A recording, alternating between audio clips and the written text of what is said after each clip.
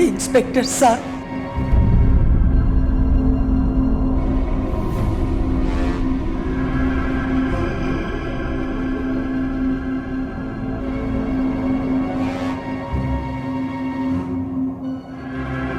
मैंने एक आदमी का खून किया है। मैं अपने आप को गिरफ्तार करवाने आई हूँ। किसे मारा है आपने?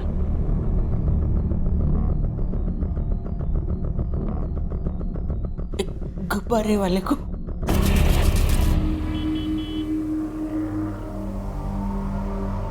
मैं मंदिर के सामने वाली सड़क पर खड़ी थी।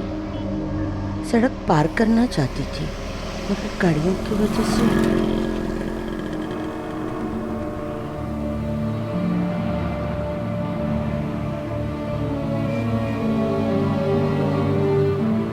तभी एक गुब्बारे वाला आया और उसने मेरा हाथ पकड़कर मुझे सड़क पार करवा दी।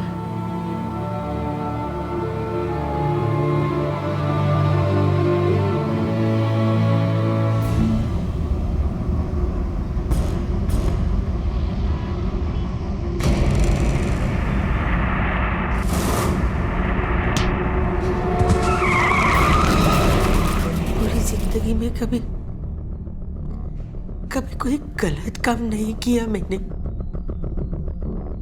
लेकिन जब जिंदगी खत्म होने आई तो एक इंसान की जान ले बैठी हूँ। कहाँ हुआ था ये?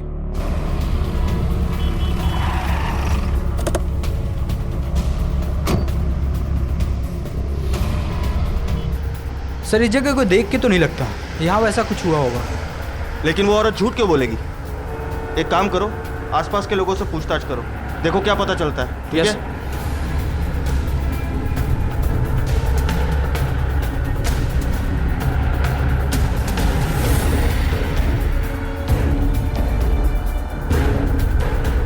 अजीब बात है सर, यहाँ हर कोई कह रहा है कि यहाँ ऐसा कुछ हुआ ही नहीं है।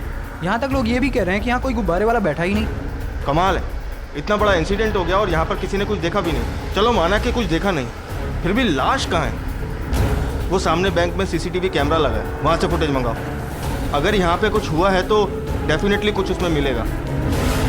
इस दौर और इस जमाने में जहाँ खुलेआम गलत करना और फिर उस गलती के परिणामों से बच निकलना ताकत का पर्याय बन चुका हो, जहाँ सोशल रिस्पॉन्सिबिलिटी और अकाउंटेबिलिटी जैसे शब्द 5 या 10 पैसे के सिक्कों की तरह चलन से पूरी तरह से गायब हो चुके हों। अंतरा ने जो किया था वो काबिले तारीफ था, लेकिन जो दिखाई दे रहा था क्या वो सच था या फिर इस सच का एक और चेहरा था जो अभी तक सामने नहीं आया था?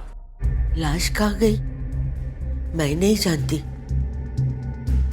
लेकिन मैंने उसे मारा है, ऐसी बात मैं झूठ थोड़ी कहूंगी। ठीक है माँ जी, हम इन्वेस्टिगेट करेंगे, लेकिन उससे पहले हमें आपकी फैमिली को इन्फॉर्म करना होगा। कहाँ रहती हैं आप? घर क्यों पूछ रहे आप? खूनी की जगह तो जेल में होती है ना, मुझे यही रख लो जेल में। देखिए, हमारे पास कोई सबूत नहीं है कि आप जो कह रही हैं वो सच है, ना ही आपके खिलाफ कोई कंप्लेन है, इसलिए फिलहाल हम आपको अरेस्ट नहीं कर सकते। अपना एड्रेस बताइए।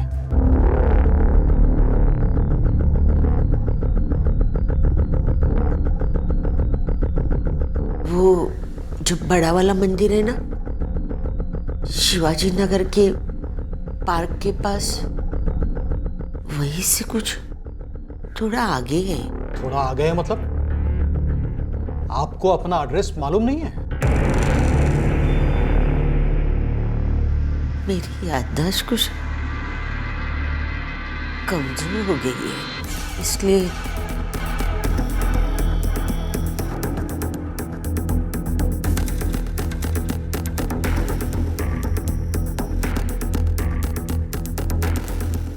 इतनी कमजोर और उम्र दराज औरत अपनी छड़ी से किसी को मारे और वो रास्ते पे गिर पड़े, मुश्किल लगता है। इसके अलावा इस तरह के इंसिडेंट की कोई दूसरी रिपोर्ट भी नहीं आई है, ना हमारे पास ना कंट्रोल रूम के पास। सर मुझे तो मामला कुछ और लगता है, वैसे भी इनकी दिमागी हालत कुछ। जो भी हो, हमें इनकी फैमिली को तुरंत रिपोर्ट करना होगा। और ये जिस शिवाजी नगर के मंदिर के बारे में जिक्र कर रही है, उसके आसपास जाओ और ये खबर करो कि कोई इनको या इनके फैमिली को जानता हो। Right sir.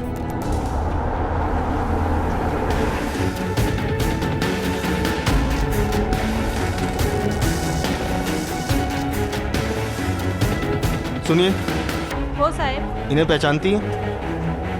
हो साहेब, या तर अंतरा जी। आप कह रहे हैं कि माँ पुलिस स्टेशन में है, घर पे नहीं है? हाँ, माँ जी सच में घर पर नहीं है। आप लोगों की 75 साल की बूढ़ी माँ जो बिना छड़ी के सहारे चल भी नहीं सकती है, सुबह से घर में नहीं है, और आप लोगों को पता भी नहीं है कि वो कहाँ पर है। सर, मैं तो दिन भर ऑफिस में रहता हूँ, तो मुझे कैसे पता चलेगा? मैंने सोचा होगी यहीं पे। सर, वो एक्चुअली माँ जी की आदत है ऐसे ही बिना बताए घर से निकल जाने की। हम खुद भी उनसे बहुत ज़्यादा परेशान हैं। वो जानबूझकर ऐसा करते हैं हमें परेशान करने के लिए। वैसे आप लोगों के चेहरे देखकर लगता तो नहीं है कि आप लोग उनके लिए परेशान हैं।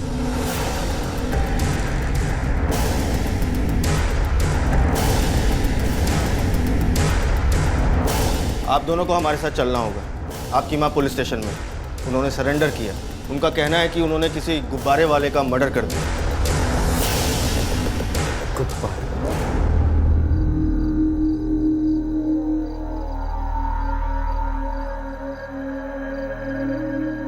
आई, बाबा कुठे आहे?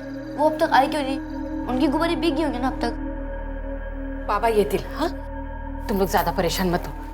चलो पहले खाना खा लो। वो किसी काम में फंस गए होंगे ना, इसलिए ज्यादा लेट हो गया उनको। लो।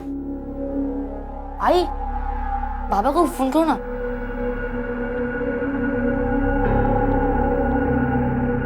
बैलेंस भी अभी खत्म होना था। तुम लोग खाना खाओ, मैं अभी आती हूँ। खा बेटा। दीपिका, जरा फोन देना। काय झालं वहिनी, सब ठीक तो है? वो 4 दिन से घर नहीं आया ना, इसलिए फिक्र हो रही है।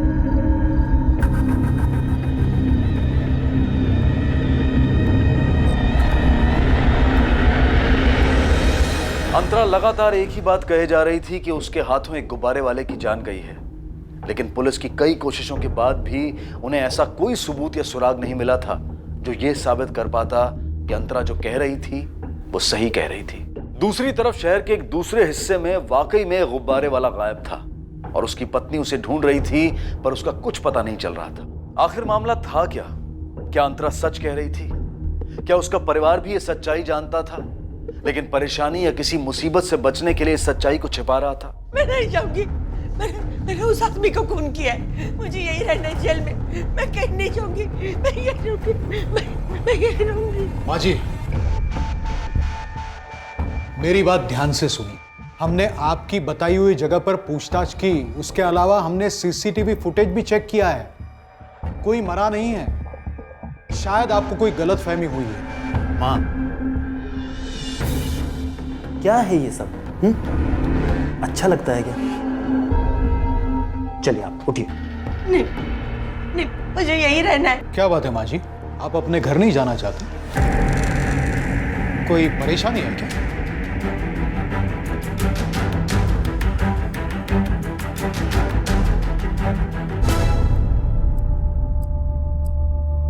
सावकाश। Thank you sir. चलो माँ, चलो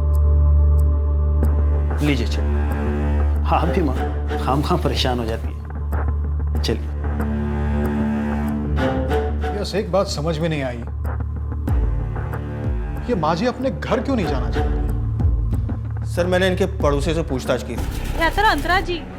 साहब, इनके साथ इनके घर वालों ने कुछ गलत किया है क्या? मंजे? बड़ी अजीब फैमिली है सर इनकी। रात को अक्सर इनकी रोने की आवाज़ आती रहती है उनके कमरे से, और दिन में इनकी बहुएं चिल्लाती रहती है। और कुछ पता चला? हाँ सर, तो इनका बड़ा बेटा धीरज एक्सपोर्ट का बिजनेस करता है और छोटा बेटा समर B ग्रेड नॉवल लिखता है। सर, इन दोनों की बीवियां घर में हाउसवाइफ है।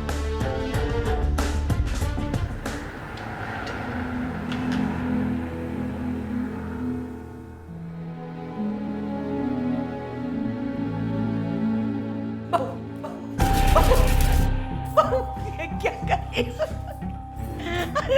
ये तो मेरे से ये तो उनकी आखिरी निशानी है बेटा। माँ, ये सब ड्रामा बंद करो। उनका निशानी नहीं रहा तो उनकी निशानी रखकर क्या होगा? कब से कचरा इकट्ठा करके रखा है, जगह होगी तो काम ही आएगी ना। ये सब फालतू की बातें बंद करो, इनको काम करने दो अपना। हटो।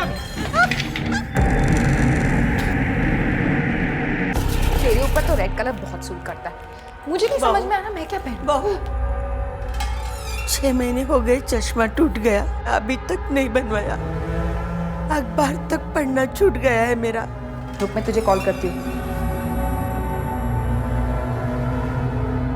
क्यों?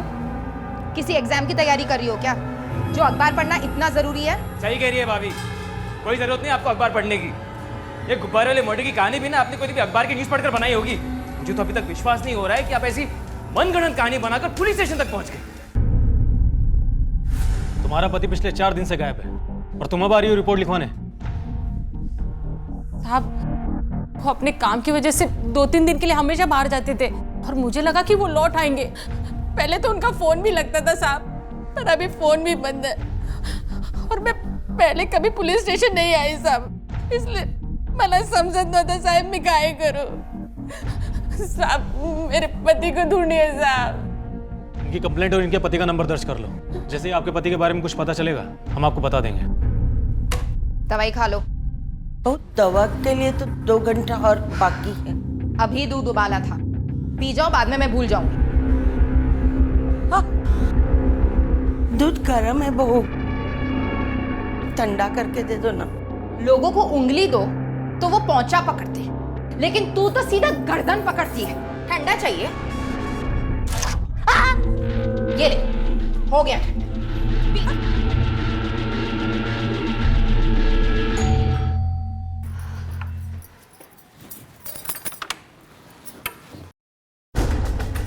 क्या चल रहा है यहाँ पर? क्या हो रहा है? टीवी चल रहा है और क्या, लेकिन आप यहाँ क्या कर रहे हैं? हमें आपके पड़ोसियों ने फोन करके बताया कि अंतरा जी की यहाँ से रोने की आवाजें आ रही हैं। माँ जी आप ठीक तो है ना? आपके सामने तो बैठी हैं, ठीक नहीं लग रही हैं क्या? थोड़ी देर पहले टीवी की वॉल्यूम ज्यादा थी, इसलिए पड़ोसियों को गलतफहमी हो गई होगी और आपको फोन खटका दिया। माँ जी क्यों रोएंगी? देखिए माँ जी, अगर आपके साथ कुछ भी गलत हो रहा है, कुछ भी, तो आप हमें बताइए, आपको डरने की जरूरत नहीं है।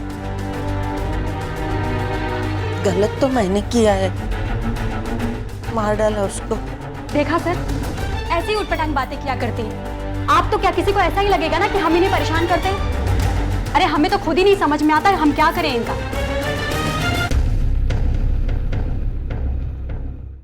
सर कुछ मिला नहीं इधर देखने के बाद। ठीक है, आसपास और चेक करो और सभी लोगों से पूछताछ करो। सर इस फोटो को ध्यान से देखो, ये आपके एरिया का ही रहने वाला है। इसको देखा है कभी?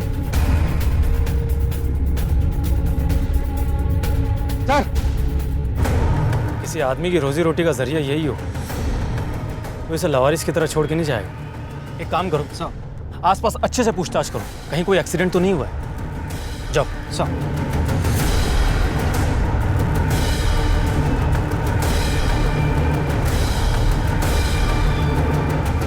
मैं करता हूँ बात। सर कुछ नहीं मिला और किसी ने उसको देखा भी नहीं। एक काम करो सर, उसकी फोन की लोकेशन निकलवाओ, शायद उससे कुछ पता चल सके। मेरे हाथ में कुछ भी नहीं है। अगर होता तो मैं तो मेरे बाबा के साथ ये दुनिया छोड़ के कब की चली गई होती। ये क्या चल रहा है यहाँ? मैं यहाँ लिखने की कोशिश कर रहा हूँ और तुम लोग हो कि जो कुछ भी हो रहा है ना तुम्हारी इस माँ की वजह से हो रहा है। बताया था ना पुलिस वाले के सामने क्या बोला था इन्होंने? नहीं बेटा, मैंने कुछ भी नहीं। अरे रहने दो यार, अच्छी तरह जानता हूँ मैं आपको। इतनी शिकायत तो मर जाओ ना, आपकी भी छुट्टी होगी और हमारी भी। क्या हो रहा है ये सब? मैंने पूछा क्या हो रहा है ये सब? एक तो पूरे दिन वहां ऑफिस में झक मरवाओ और यहाँ घर पे आके ये झेलो। मैं भी यही कह रहा था भाई। माँ तो पागल है ही, और सड़क छाप नॉवल लिखते लिखते तेरा दिमाग भी सड़ गया है। और तुम तो समझदार हो ना, फिर संभालती क्यों नहीं साहब? अरे लेकिन आप अपनी माँ की गलती के लिए मुझे क्यों? Shut up.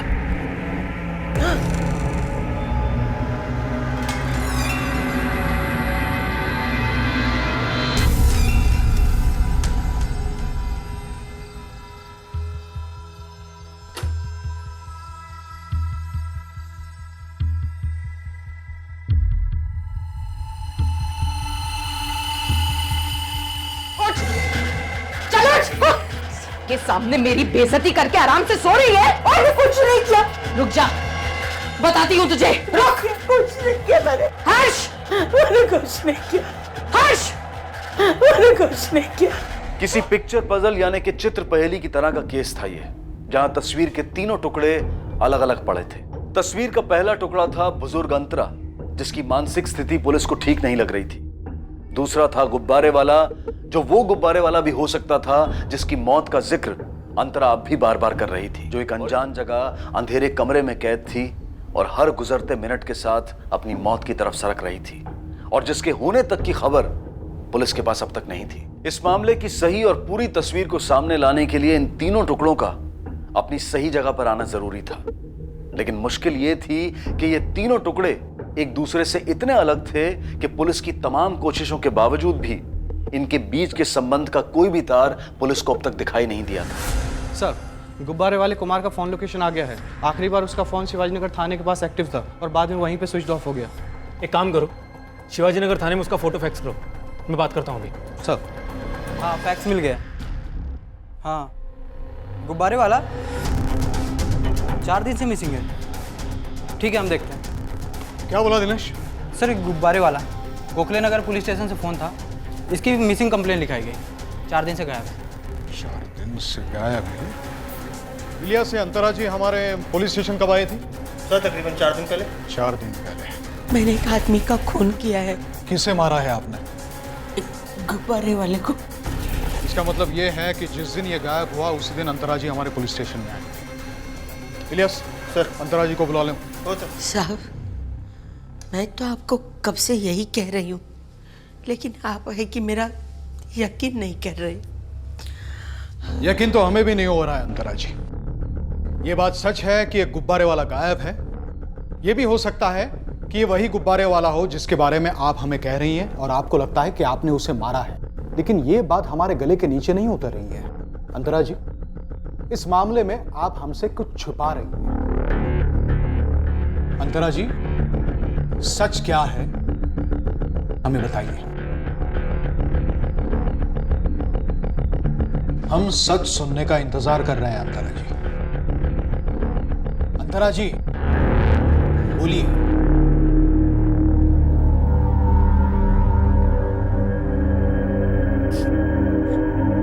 मेरा बेटा धीरज, उसी ने मारा है उसको। क्या? ये कैसे कह सकती है आप?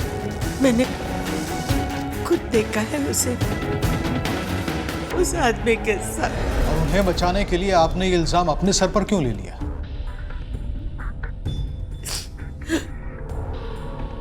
मेरा बेटा है वो, पूरा घर उसी से चलता है। अगर मैं जेल चली जाती तो वो बच जाता और मेरी बची हुई जिंदगी सुकून से कट जाती।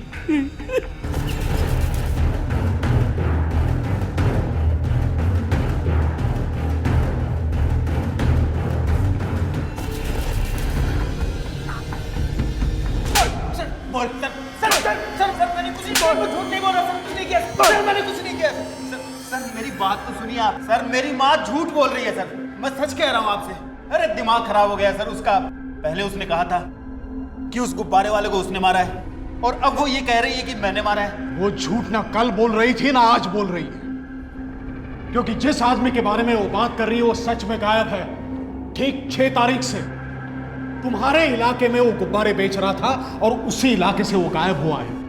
उसके फोन का लास्ट एक्टिव लोकेशन भी वही था, और तुम्हारी माँ ने खुद तुम्हें उससे बात करते हुए देखा है। मैं कब इनकार कर रहा हूँ कि मैंने उससे बात नहीं की। तेरी माँ हमें झूठी कहानी सुना रही थी उस गुब्बारे वाले की, तब तूने क्यों नहीं कहा कि तू किसी गुब्बारे वाले को जानता है? मैं जानता वानता नहीं हूँ सर उसको।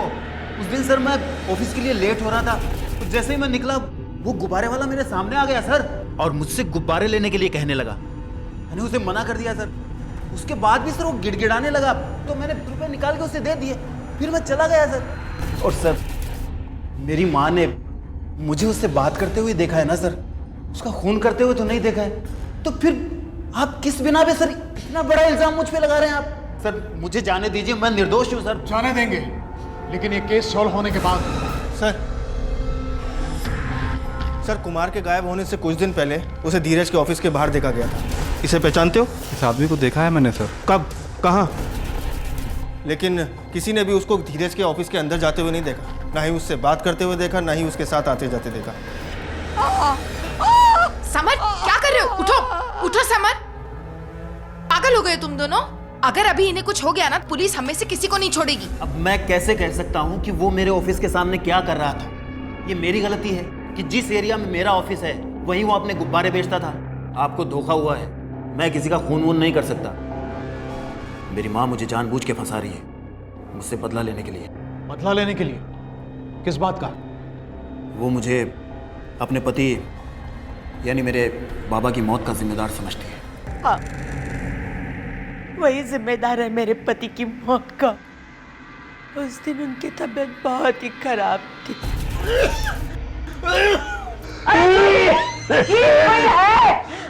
डॉक्टर को फोन करो। थोड़ा पानी पी लो, पानी। अरे समीर, समीर जरा आना, बाबा को कुछ हो रहा है। समीर, आप पानी पी लो। समीर, समीर। सुबह सुबह आप लोगों का ये ड्रामा शुरू हो गया। मुझे एक्सपोर्ट बॉडी की मीटिंग में जाना है। अब वो मीटिंग अटेंड करूं कि यहाँ रुकूं, अपने आप देख लेना।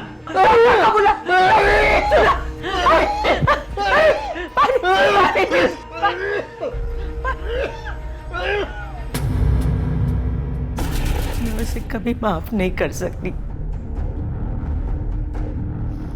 लेकिन मैंने जो कुछ भी कहा वो बिल्कुल सच कहा है। पागल है वो, और झूठी भी, और वो अब भी झूठ बोल रही है। अगर खून हुआ है तो डेड बॉडी मिलनी चाहिए। मिली है आपको डेड बॉडी? नहीं ना, फिर किस बिना पे आप मुझे यहाँ हिरासत में रख सकते हैं? सर, इनका लॉयर आया है। कहीं ऐसा तो नहीं कि अंतरा जी हमसे वाकई में झूठ बोल रही हो, अपने बेटे से बदला लेने के लिए हमारा इस्तेमाल कर रही हो? सर ऐसा हो भी सकता है, लेकिन कोई तो है जो कुछ ना कुछ छुपा रहा है।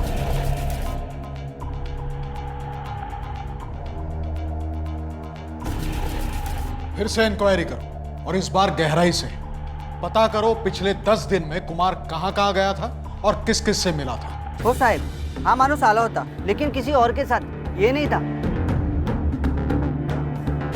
जिस गुब्बारे वाले के मर्डर का इल्जाम तुम्हारे भाई पर है, क्या तुम उसे जानते हो? जी सर, उसे जानता हूँ। कई बार उसे मैंने अपने एरिया में गुब्बारे बेचते हुए भी देखा है। मैंने उसे बात भी की थी अपने भतीजे हर्ष के बर्थडे के लिए, लेकिन वो कुछ ज़्यादा महंगा ही बोल रहा था गुब्बारों के बारे में। सिर्फ इतना ही? उसके साथ चाय की दुकान पर गपशप लड़ाने वाली बात बताना भूल गए या जानबूझ के नहीं बताया?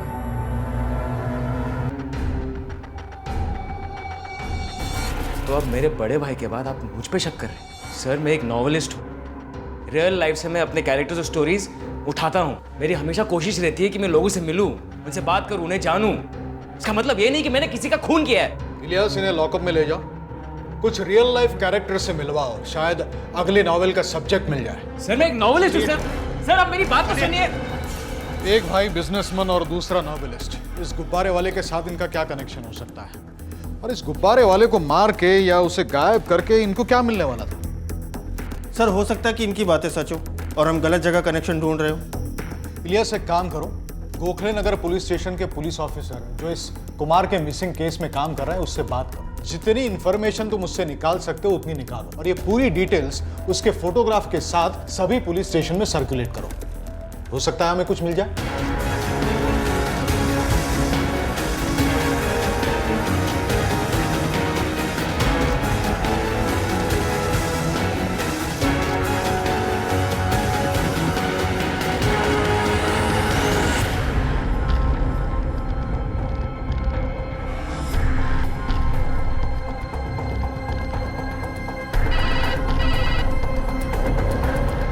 सर, अरे आशीष, सर आपको एक लीड देनी थी। क्या? गणेशपुरा पुलिस थाने से कॉल आया था। उनका कहना है कि मर्डर के एक केस में प्राइम सस्पेक्ट है ये गुब्बारे वाला। क्या? ये गुब्बारे वाला प्राइम सस्पेक्ट? पुलिस की कोशिशों ने गुजरते वक्त और बदलते घटनाक्रम ने इस केस पर नई रोशनी तो डाली थी, लेकिन इस रोशनी ने जुर्म की तस्वीर को साफ करने की बजाय और धुंधला कर दिया। अब तक जिस गुब्बारे वाले को जुर्म का शिकार माना जा रहा था वो खुद एक कत्ल के मामले में वांटेड था। अब संभावना यह भी थी कि कत्ल करने के बाद वो कहीं गायब हो गया था। लेकिन अगर ऐसा था तो वो गुब्बारे वाला कौन था जिसकी मौत की बात अंतरा कर रही थी? और अगर ये दोनों इंसान एक ही था तो फिर वो इस वक्त कहां था, जिंदा था या मर चुका था? एक मकड़ जाल बन चुका था जिसका कोई भी सिरा ढूंढने से भी नहीं मिल रहा था।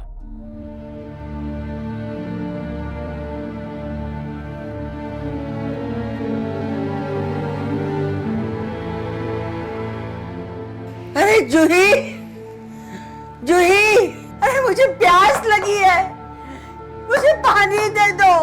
समीर, अरे कैसे क्यों करते हो? अरे कोई तो सुनो। अरे क्यों शोर मचा रखा है? पानी चाहिए। बड़ा महान काम किया है जो पानी पिलाऊं तुम्हें। क्या हो गया? प्यास लगी है, पानी चाहिए। पानी चाहिए तुझे? हाँ। सबको तो जेल भिजवाने पे तुली हुई है, तुझे पानी चाहिए? चल मैं पिलवाता हूँ तुझे पानी, चल। सर 26 अगस्त को मीना नाम की औरत की लाश मिली थी। वो पास के घर में घरेलू काम करती थी। उसकी एक बेटी रानो थी जो तब से लापता है। उसके बाद उसे पास के बस स्टॉप पे रानो के साथ बस पे चढ़ते हुए देखा गया। तब से तलाश जारी है, ना रानो का पता है ना कुमार का।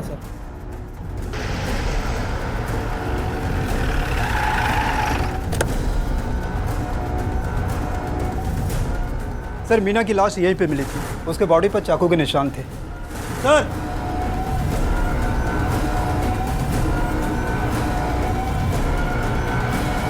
सर ये मीना की पड़ोसी, इन्होंने ही आखिरी बार उसे कुमार के साथ देखा था। क्या आपको पूरा यकीन है कि हाथ तोच मानुस होता? हाँ साहब, 100% यही आदमी था। गए महीने की 26 की शाम को मीना के साथ कुछ बात कर रहा था और फिर कुछ घंटों के बाद पता चला कि मीना को किसी ने मार दिया है करके। और साहब ये कोई 4 दिन पहले मीना के नाम पर कुछ आया था डाक से। शेल्टन हाई कॉन्वेंट स्कूल से लेटर, वो भी रानो के नाम? सर ये तो महंगा स्कूल है। इतने महंगे स्कूल में रानो का एडमिशन? ये मीना के पति के बारे में क्या जानती हैं आप? मीना बोलती थी बहुत पहले ही छोड़ के भाग गया था उसको। कभी बताया क्यों छोड़ दिया था? वो तो कभी कुछ नहीं बोली साहब। चलो, पहले अंतरा और गुब्बारे वाला कुमार, फिर धीरज और उसका भाई समर, और अब मीना और उसकी गायब बेटी रानो। ये एक दूसरे से बहुत अलग है, फिर भी इस केस से जुड़े हुए हैं। आखिर क्या कनेक्शन हो सकता है इन सबका आपस में? कहीं ये कुमार जिसको अब तक हम विक्टिम समझ रहे थे, तो आखिर एक मुजरिम निकला, मीना का कातिल। सर हो सकता है वो मीना का पति हो और मीना की तरह रानो को अपने साथ ले गया। लेकिन सर मीना अपने बच्ची को जिस स्कूल में पढ़ा रही थी वो बहुत ही एक्सपेंसिव है और उसके पास इतने पैसे नहीं है, तो वो फी कैसे भर रही? कहीं ना कहीं से तो भर रही थी ना वो। बस तुम जाके ये पता करो कॉन्वेंट स्कूल में कि ये मीना पैसे भरने के लिए अकेली जा रही थी या उसके साथ कोई जा रहा था। वो कैश में भर रही थी या चेक से भर रही थी, और अगर चेक से भर रही थी तो वो चेक नंबर निकालो। और तुम दोनों, तुम अंतरा के घर जाओ और पता करो कि वहां कोई मीना को जानता था। ठीक है सर।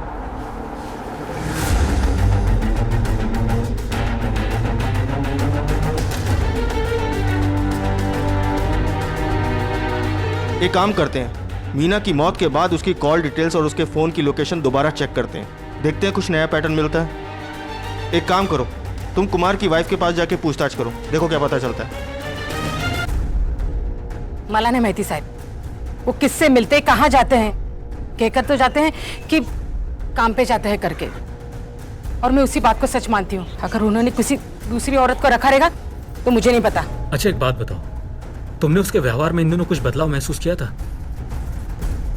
वैसे तो कुछ नहीं, लेकिन हाँ 20-25 दिन से वो थोड़ा लेट आने लगे थे, और जब भी मैं पूछती उनको तो वो टाल देते थे। टाल देता था?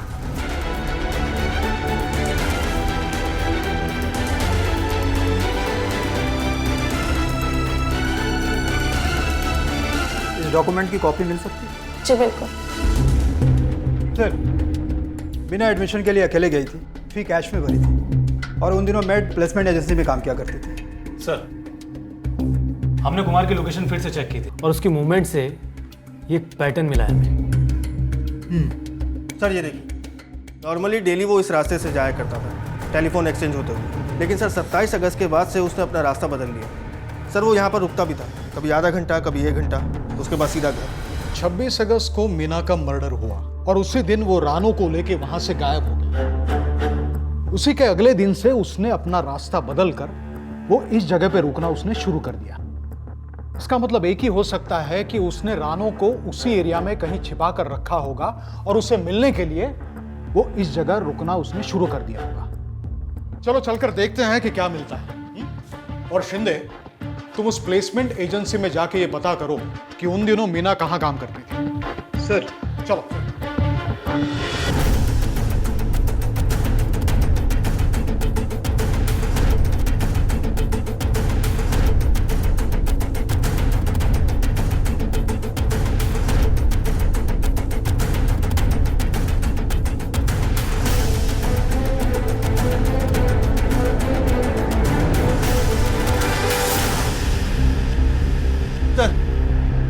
सर रानो की postmortem report. Sir detail postmortem report में तो टाइम लगेगा, लेकिन इनिशियल पोस्टमार्टम रिपोर्ट से पता चला है कि उसकी मौत इन्फेक्शन की वजह से हुई। सर ये तो इस कहानी में नया मूड आ गया। और अगर कुमार उसे नहीं मारना चाहता था तो इसे इतनी बुरी तरह से टॉर्चर क्यों कर रहा था? कुमार रानो को टॉर्चर नहीं कर रहा था। मुझे लगता है कि कुमार उसे रोज खाना देने जाता था। सिर्फ कुमार जानता था कि रानो कहाँ, लेकिन अचानक एक दिन वो गायब हो गया और इसलिए रानो भूखी प्यासी वहां पड़ी रही। लेकिन सवाल ये पैदा होता है कि क्या रानो कुमार की बेटी थी, और अगर थी तो वो किससे छुपा रहा था? सर मीना उन दिनों जहां काम करती थी उस जगह का पता मिल गया।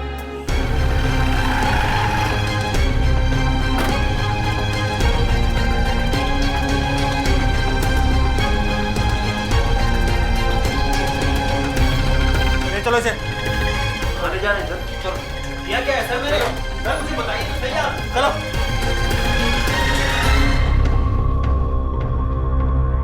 क्या है ये?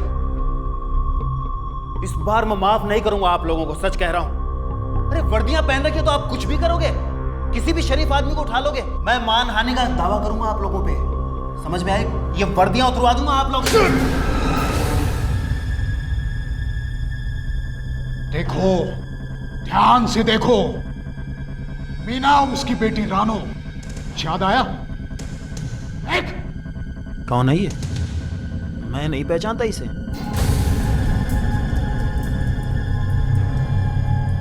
नहीं पहचानता, नहीं पहचानता। पढ़ इसे, क्या लिखा है इसमें? इंग्लिश आती है ना तुझे पढ़नी, या हम पढ़ाएं तुझे अपनी भाषा में? तेरी और रानो की डीएनए टेस्ट रिपोर्ट्स हैं जो कि पॉजिटिव है। चकरा गए ना, तेरे बालों के सैंपल्स लिए थे हमने, और ये सबूत काफी है दुनिया और कोर्ट के सामने तुझे नंगा करने के लिए। अब तू उगलेगा या हम तुझसे उगलवाएं? हाँ सर, इस सब के पीछे मेरा ही हाथ था। मीना मेरे ऑफिस में काम करती थी, मेरा रिश्ता बन गया था सर उससे, और बदकिस्मती ये रही कि वो प्रेग्नेंट हो गई और फिर रानो पैदा हो गई। उसके बाद वो मुझे ब्लैकमेल करने लगी कि मैं उस लड़की की परवरिश वैसे ही करूं जैसे मैं अपने बेटे की करता हूं। मैंने उसकी ये शर्त मान ली और उसे एक अच्छी स्कूल में डलवा दिया, और 6 महीने तक मैंने फीस भी जमा की। लेकिन उसके बाद मेरे दिमाग में आया कि अगर ये लड़की कल को पढ़ लिख गई और मेरे दरवाजे पे आके अपना हक मांगने लगी तो मेरा नाम मिट्टी में मिल जाएगा सर। मैं ये नहीं होने दे सकता था सर, कभी नहीं होने दे सकता था। एक दिन समर ने मुझे बताया उस गुब्बारे वाले के बारे में कि उसे पैसों की बहुत ज़रूरत है और वो पैसों के लिए कुछ भी कर सकता है। बस मुझे अपने काम को अंजाम देने का हथियार मिल चुका था सर। जैसे ही मैंने उस गुब्बारे वाले के सामने 1 लाख रुपए रखे, वो तुरंत राजी हो गया।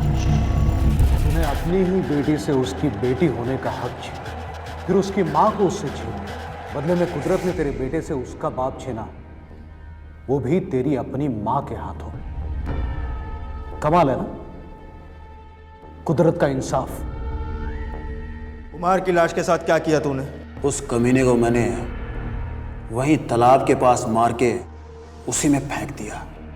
और इस तरह असली अपराधी धीरज को सामने लाकर पुलिस ने इस केस की फाइल बंद कर दी। अंतरा ने अपने बेटे और बहुओं के जुल्म और अपमान से तंग आकर अपने घर को छोड़ दिया और वृद्धा आश्रम में जाकर रहने लगी ताकि बाकी की जिंदगी सुकून से बिता सके। दूसरी तरफ धीरज को उसके किए गए अपराधों के लिए उम्र कैद की सजा सुनाकर जेल भेज दिया गया। उसने अपनी जिस इज्जत, साख और परिवार को बचाने के लिए सब कुछ किया था, वो अब कुछ भी सलामत नहीं रहा। हम इंसान हैं और इंसान से गलतियां होना स्वाभाविक है, लेकिन जो गलतियां समाज और कानून के नियमों को तोड़ती हों, उन्हें करने से बचिए। और अगर आपसे ऐसी गलती हो जाए तो उसे छिपाने की बजाय स्वीकार करने की हिम्मत दिखाइए, क्योंकि सिर्फ यही एक तरीका है जिससे आप अपनी गलती को सुधार सकते हैं, अपने और अपनों के भविष्य को बर्बाद होने से बचा सकते हैं। रहीमन धागा प्रेम का मत तोड़ो चटकाए, टूटे से फिर ना जुड़े, जुड़े गांठ पड़ जाए। कहावतें, दोहे कई बार जिंदगी के एक ऐसे सच की तरफ इशारा करते हैं जिन्हें अगर समझो तो जिंदगी जीने का नजरिया मिल जाता है। लेकिन कई बार जानते समझते हुए भी हम उनसे मुंह मोड़ लेते हैं, अनसुना अनदेखा कर देते हैं। ये भूल जाते हैं कि किसी भी रिश्ते की बुनियाद भरोसे पर टिकी होती है। मुंह धो ले बेटा, थका होगा। ज्यादा प्यार दिखाने की कोई जरूरत नहीं। रिश्तों की इमारत को मजबूत बनाने के लिए जरूरत होती है भरोसे की। मेरे जीते जी तुम्हें मेरी प्रॉपर्टी का एक छोटा सा टुकड़ा भी नहीं मिलेगा। और जब ये भरोसा टूटता है तो पैदा होती हैं गलतफहमियां। मैंने एक बार भी उनकी आंखों में मेरे लिए प्यार नहीं देखा, और कई बार ये गलतफहमियां अपराध का रूप ले लेती हैं।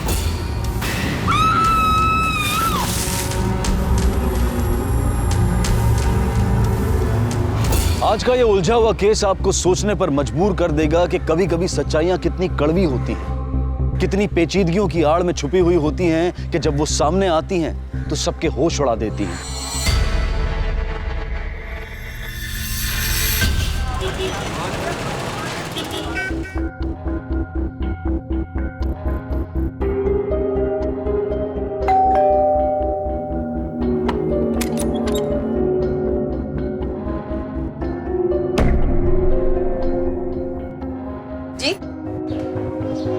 नमस्ते। जितेंद्र घर पर है? जी, वो तो ऑफिस निकल गए। कोई बात नहीं,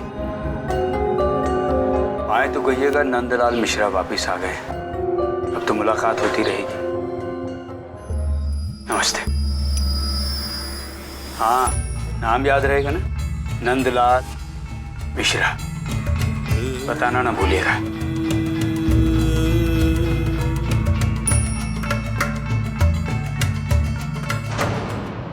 आप जाओ, मम्मी आ रही है अभी। हाँ,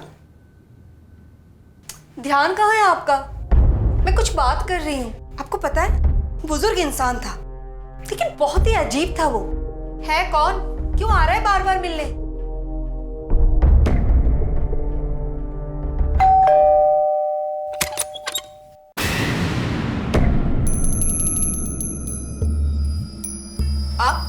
आप फिर से आ गए। देखिए, हमारे पति आपको नहीं जानते और उन्होंने कहा है कि हम आपसे कोई बात ना करें। अगर आप दोबारा आए ना तो हम पुलिस स्टेशन फोन कर देंगे। पुलिस स्टेशन का नंबर है आपके पास या मैं दूं? बाप रे, मैं तो डर ही गई। आपको पता है, मैंने उसे पुलिस की धमकी दी तो कहता है कि नंबर है या दो। बहुत ही अजीब इंसान है वो। आखिर आप बताते क्यों नहीं है? कौन है? क्यों बार बार आता है हमारे घर? नाम याद रहेगा ना? हाँ, नंदलाल मिश्रा नाम बताया अपना। कहा कि बोल देना वापस आ गया है। मुझे तो डर लगने लगा है अब। आप एक काम क्यों नहीं करते? आप जाके उससे बात करो ना, आखिर पता तो चले कि कौन है, क्यों आ रहा है बार बार। निकल यहाँ से। बापू ने कहा है, अगर कोई एक गाल पर मारे दूसरा सामने कर दो। साले पुट्टे, तू चाहता है या? क्या करोगे? जला दोगे? जान से मारोगे? खून कर सकते हो तो दो थप्पड़ मारने में क्या हर्ज है? ये रे मेरा गाल, मारो। हाथ क्यों रुक गए? तुझसे बहस नहीं करना चाहता मैं। निकल जा यहाँ से।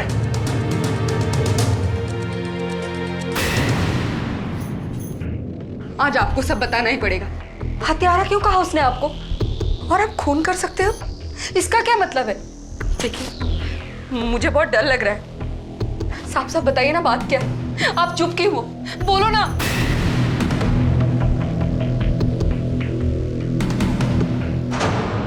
भैया, ये 2 समोसे देना है। वो हरी वाली चटनी है, ज्यादा तीखी वाली बांध देना। कुशल्या को हरी चटनी बहुत पसंद है। इतने साल हो गए समोसे खाए हुए, समोसों का स्वाद भूल गई होगी बेचारी।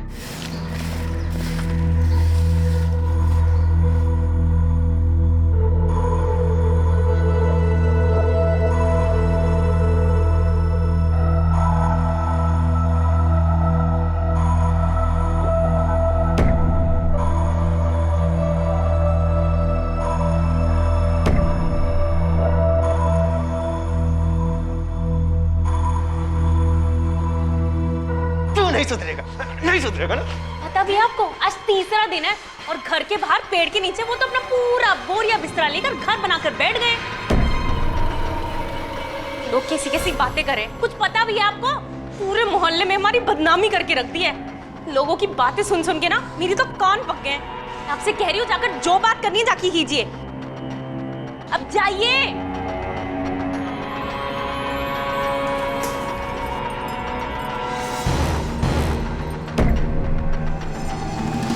अरे ये क्या कर रहे हो? क्या कर रहे हो ये? चुपचाप तो रह रहे हम लोग। जीना मुश्किल कर दिया है हमारा। तुम्हें रहने के लिए यही जगह मिली है। चल बुढ़िया निकल निकल। अपने पति को समझा ले, ज्यादा नाटक ना करे वरना।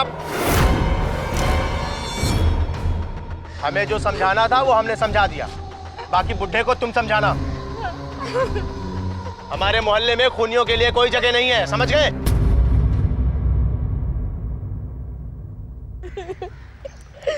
सामान भी फेंक दिया। बस बस। अरे क्यों आंसू बहाती ऐसी नालायक औलाद के ऊपर? चिंता मत कर, मेरे रहते तुझे कोई परेशान नहीं कर सकता। कब तक रहेंगे हम लोग ऐसे? कब तक रहेंगे?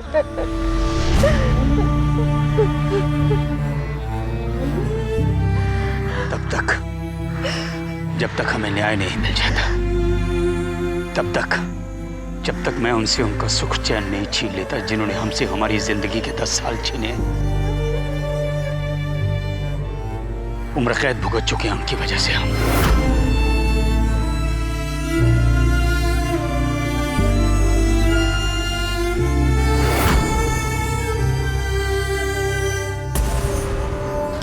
शांत रह तू। ले समोसे खा, तेरी मनपसंद तीखी चटनी के साथ लाया हूं।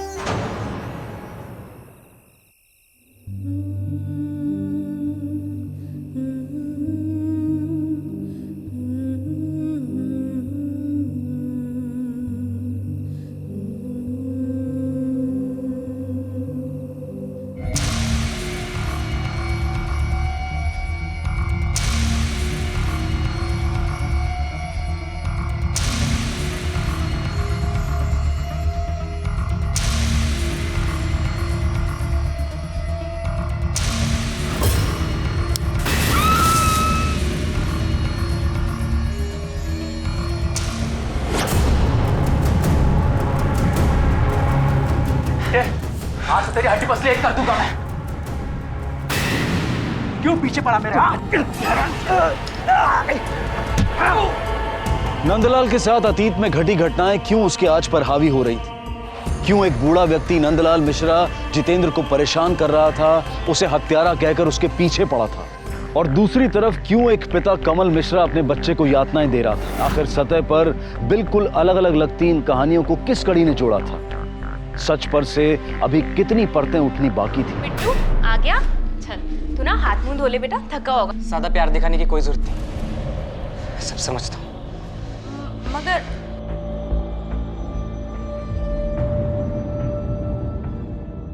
रुक, तू तेरे तेवर नहीं बदलेगा। इतनी मार खाता है इसके बाद भी मुझे घूर के देख रहा है। बाप से नजर मिलाएगा। आंख नीचे कर, आंख नीचे।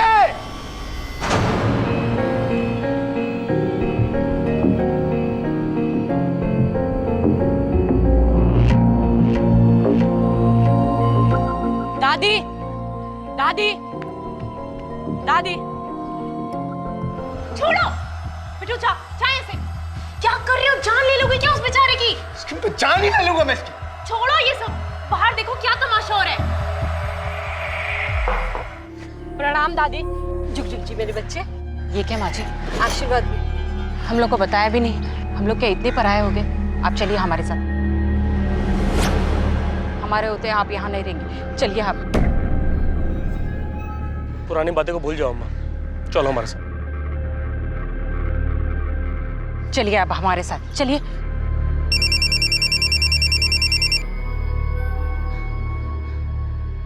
हेलो, क्या? हे राम। माँ जी, ये क्या लगते हैं आपके? जी मैं इनका बड़ा बेटा नीलेश हूँ। अरे तो जरा समझाइए इनको, वो जितेंद्र गुप्ता से क्यों झगड़ा मोल रहे, क्यों फालतू में परेशान कर रहे हैं उनको, समझाइए।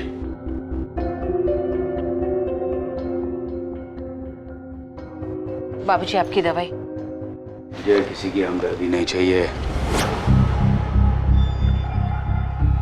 बाबूजी इसमें हमदर्दी वाली क्या बात है? हम तो आपके अपने हैं ना। कोई अपना नहीं है मेरा।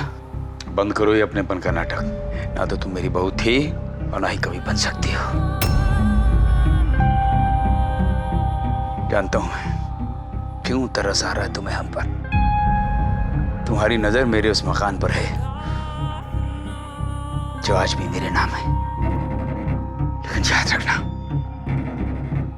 मेरे जीते जी तुम्हें मेरी प्रॉपर्टी का एक छोटा सा टुकड़ा भी नहीं मिलेगा। ये बाप और बेटे का रिश्ता तो उसी दिन खत्म हो गया था जिस दिन तुमने मेरी मर्जी के खिलाफ शादी की थी। अरे बेटा, आओ आओ आओ। वह रुक जाओ नीलेश।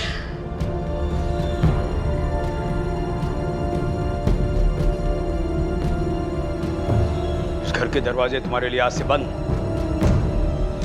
पर बहुत सफाई देने की कोई जरूरत नहीं है। मना किया था ना मैंने, नहीं माने ना तुमने मेरी बात। अरे यही लड़की मिली थी शादी करने के लिए।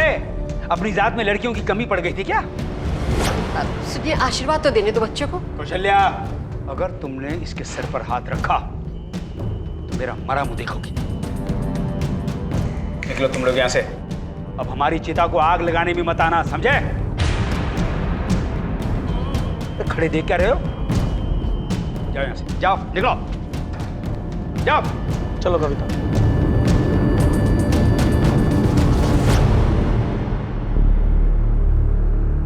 जाओ, निकल जाओ। अरे जाओ, खड़े क्यों? जाओ।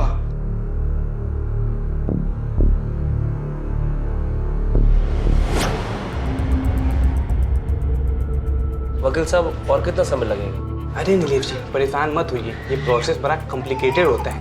वकील साहब, समय हाथ से निकलता जा रहा है, अगर जल्दी कुछ किया नहीं तो। अरे नीलेश जी, चिंता मत कीजिए, ये जमीन जायदाद प्रॉपर्टी कहीं भागा थोड़ी जा रहा है, ये सब आपका ही हो। नंदलाल मिश्रा और उनकी पत्नी कौशल्या न जाने कितने तूफानों से गुजर रहे थे। अपने अंदर न जाने कितनी आग समेटे हुए थे। उन पर न जाने कितने गंभीर आरोप लगे थे। क्या नंदलाल और कौशल्या को इस आरोप में फंसाया गया था? क्या जेल से बाहर आने के बाद जितेंद्र का पीछा कर नंदलाल कुछ हासिल करना चाहता था? क्या झूठे आरोप और सजा का गुस्सा उसके मन पर था और वो अपनी खोई हुई इज्जत को वापस पाना चाहता था? आखिर क्या है इस कहानी का सच? बैठ, बैठ। ये क्या हालत हो गई तुम्हारी? क्या बताओ? मुझे संभालते संभालते खुद बीमार पड़ गई। ये तुम कुछ खा लो, फिर दवाई देता हूँ मैं तुम्हें।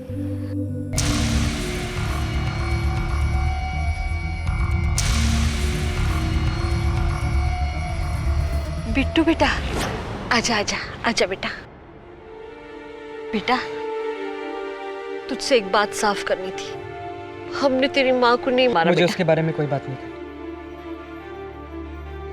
लोग ही बोलते थे कि मेरी माँ का किसी और के साथ रिश्ता था।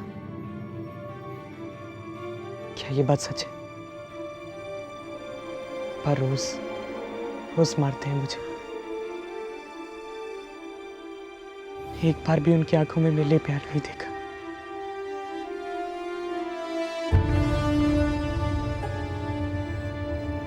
क्योंकि मैं उनका बेटा नहीं हूं ना।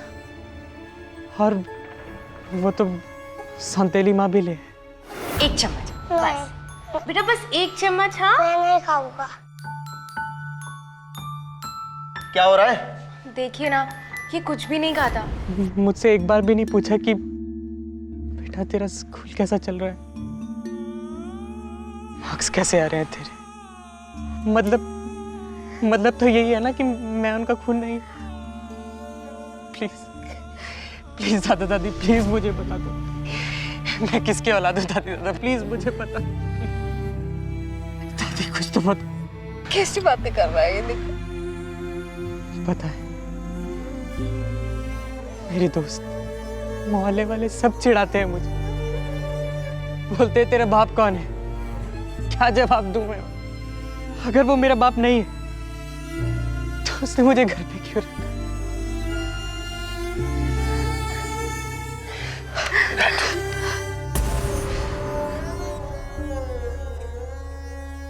तेरी माँ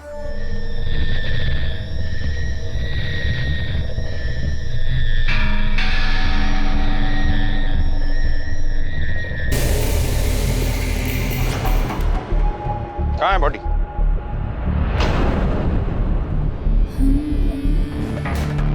सर, मैं इनको जानता हूं।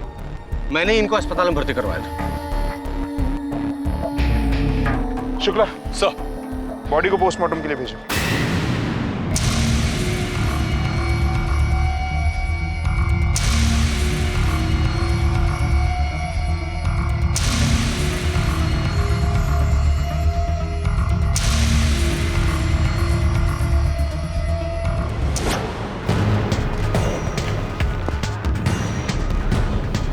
लो।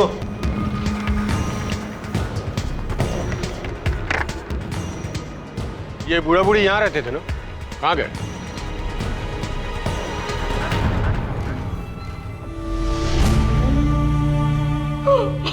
बाबूजी, बाबूजी, हमारी अपने आप को।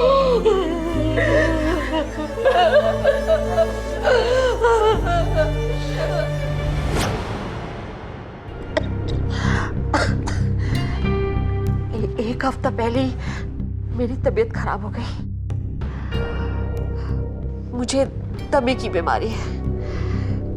मेरी हालत उनसे देखी नहीं गई और वो अपना अहंकार छोड़कर मुझे लेकर नीलेश के घर रहने आ गए। लेकिन दिल से उन्होंने कभी भी दोनों को अपनाया नहीं। कौन मार सकता है आपके पति को? आपको शक है किसी पे? बदला लेना था अपने बाप से। बदला? किस बात का बदला साहब? उन्होंने तुम्हारी पहली पत्नी को मारा था। जब उससे कोई रिश्ता ही नहीं था साहब, तो बदला किस बात का लेना? तो फिर कुंडली जमा के क्यों बैठे थे उनके घर पर? सच तो ये है साहब कि हमारे बाबूजी ने हम दोनों को घर से बाहर निकालने के लिए कोर्ट में केस डाला है। इसी बात का झगड़ा है हम दोनों के बीच में, और कुछ भी नहीं साहब, बस इतना ही। घर हासिल करने के लिए तुम दोनों ने जान ले ली? नहीं सर, मैं मानती हूँ कि हमने उन्हें घर के अंदर नहीं आने दिया, लेकिन ये सब हमने नहीं किया। सर, हम इतने भी बुरे नहीं हैं, बल्कि जीना हमारा मुश्किल हो गया था उनकी वजह से। हमने किसी की जान नहीं ली है। क्या सच है क्या झूठ, ये हम तुम्हारे हलक से निकलवा लेंगे।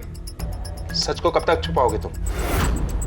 सच यही है सर, हमने उन्हें नहीं मारा, हम लोग खूनी नहीं हैं। नफरत थी अपने बाप से, लेकिन इतनी भी नहीं कि मैं उसकी जान ले लूं।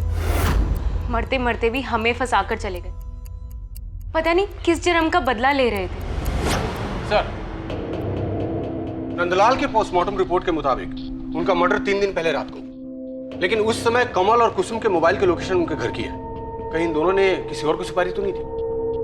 हो तो ये भी सकता है कि दोनों ने जानबूझ के अपने मोबाइल घर पे छोड़े। कमल और कुसुम दोनों के बैंक डिटेल निकलवाओ। शुक्ला, उस वक्त ये जितेंद्र कहाँ था? इस जितेंद्र से भी मिलना होगा। सर, नंदलाल ने जितेंद्र पे अपनी बहू के मर्डर का आरोप लगाया था। उसका कहना था कि जितेंद्र का उसकी पहली बहू के साथ चक्कर था, और जेल से आने के बाद नंदलाल ने जितेंद्र को तंग करना शुरू कर दिया था। जीना हराम कर रखा था उसका। जितेंद्र ने एफआईआर की थी कि नंदलाल उसे हैरेस करता है।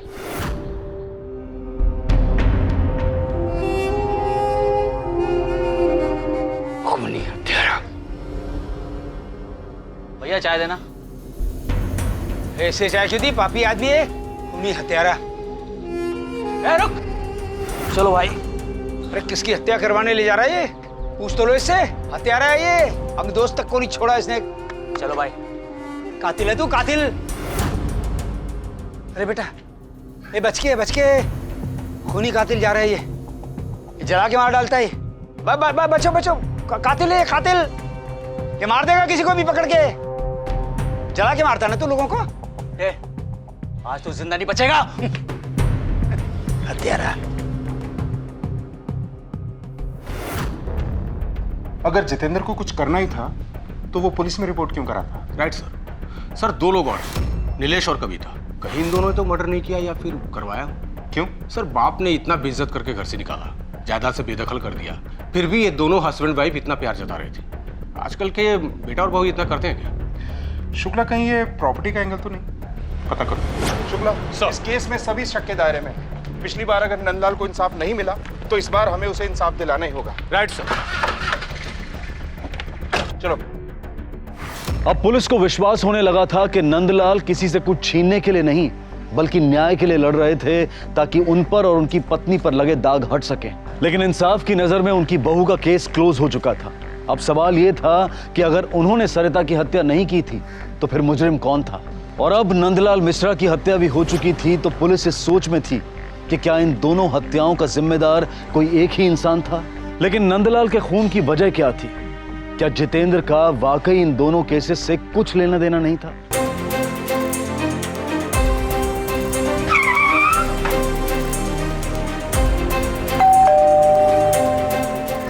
सर आप लोग? जितेंद्र कहाँ है? सर हम भी कल से बहुत परेशान हैं। उनका कोई अता पता नहीं है और तो और उनका फोन भी बंद आ रहा है।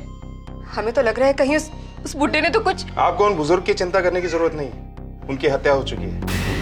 चिंता करनी है तो अपने पति की कीजिए जो गायब हैं। वैसे जितेंद्र के बारे में कुछ भी पता चले तो हमें इन्फॉर्म कीजिएगा। जी। शुक्ला सर इनके घर पे खबरी लगवा। राइट। कहीं जितेंद्र ने ही तो नंदलाल को नहीं मारा। नंदलाल को जितेंद्र के बारे में सब कुछ पता चल गया था और जितेंद्र को अपना फंसना तय लग रहा। एक काम करो, सभी पुलिस चौकियों को अलर्ट करो और जितेंद्र की फोटो भिजवाओ। नीलेश की डिटेल्स भी। जी सर, वो अपने लॉयर से मिल रहा है। पता चला है कि वो प्रॉपर्टी अपने बाप के नाम पर करने की कोशिश कर रहा है। सर हो सकता है ये कोई साजिश हो। मैंने यादव को बोल दिया नजर रखें। गुड।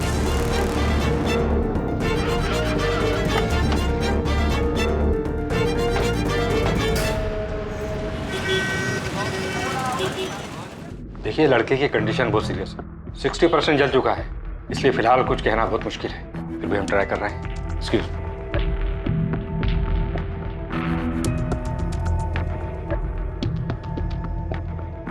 लगता है जलने जलाने का बहुत एक्सपीरियंस है आप लोगों को। आप कहना क्या चाहते हैं? ये हमने खुद को जलाया है? क्या पता, बिट्टू को आधे रास्ते तो पहुंचा ही दिया है। हाँ? 60% जल चुका है वो। लेकिन हमने उसके साथ कुछ भी नहीं किया, उल्टा बिट्टू ने हमें मारना चाहा। बिट्टू ने? क्यों?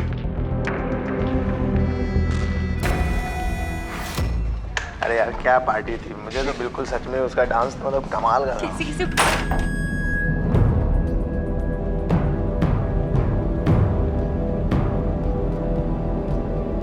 बिट्टू क्या ये, तू गीला क्यों है? और ये केरोसिन की महक। तुम दोनों मरोगे मेरे साथ यहाँ पर। बिट्टू बेटा किससे बातें कर रहे हो? और ना ही इस आदमी का। तुम दोनों को पता चलेगा कि रोज रोज जलना कैसा। ये क्या कर रहा है? छोड़ से, रुक जा। बिट्टू नहीं। बिट्टू ने ये सब हमें सजा देने के लिए किया। वो अपने पिता से नफरत करता है और हमेशा से इनसे गुस्से में ही बात करता है। उसे ऐसा लगता है कि ये उसके असली पिता है ही नहीं और उससे जरा सा भी प्यार नहीं करते। ऐसी कहानियां बहुत सुनी है हम लोगों ने। इस पर भरोसा करें, कौन सच्चा है? सर हो सकता है बिट्टू ने ही अपने दादाजी को मारा हो और फिर गिल्टी फील करके खुद को मारने की कोशिश की। लेकिन फिर वो कमल और कुसुम को क्यों जलाए? राइट।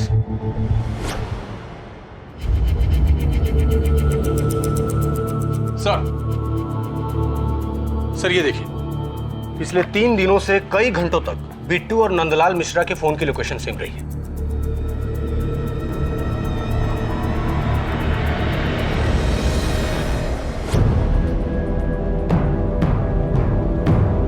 साहब, बिट्टू के इस हालत का जिम्मेदार और मेरे पति थे।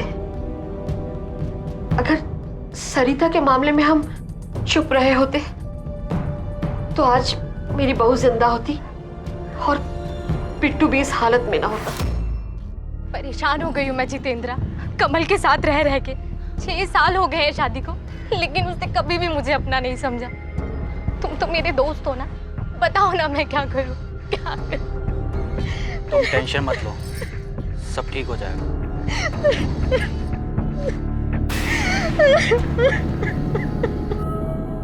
सब बता मुझे। ये छुप छुप कर मिलना, ये फोन पर बातें करना, अरे हमें तो लगा था अच्छे घर की लड़की हो, ऐसी घटिया हरकतें करने वाली चालू लड़की नहीं हो। पता नहीं किस मनहूस घड़ी में ये रिश्ता पक्का किया था हमने। बंद करो ये सब, वरना इसका अंजाम अच्छा नहीं होगा। बाबूजी आप गलत समझ रहे हैं। बाबूजी ऐसा कुछ भी नहीं है, मेरा यकीन कीजिए। ऐसा भी तो हो सकता है कि बिट्टू ने अपने दादा की हत्या की हो और उसके बाद खुद को मारने की कोशिश की हो। नहीं नहीं, ऐसा नहीं हो सकता। अभी कुछ दिन पहले की ही तो बात है। साले क्या बोला मेरी माँ के बारे में तूने? क्या बोला? बिट्टू बेटा बेटा हट, क्या कर रहे हो? हटिए पीछे। मैं छोड़ूंगा नहीं। मेरी बात बेटा, तू रुक रुक। मैं कोई नहीं है। जा बेटा, छोड़ो मुझे। जा जा। किसी का रुकना बेटा, रुक रुक। मारना है ना मुझे, मार मुझे, मार। गालियां देना चाहता, मुझे गालियां दे। मैं तेरा गुनाहगार हूँ बेटा। उसने क्या किया? मैंने किया। मैंने सच को नहीं छुपाया ना, तो मेरे सच बोलने की वजह से तुझे सजा मिली है। गलती मेरी है, मैंने तेरे बारे में नहीं सोचा था। मैं इस गलती की सजा दे मुझे। मार बेटा, मुझे मार, मार मुझे। क्या कर रहे हो दादाजी? मार मुझे, मार बेटा। मुझे माफ कर दो दादा, मैं आगे से ऐसा कुछ नहीं करूँ। बहुत अच्छे हो।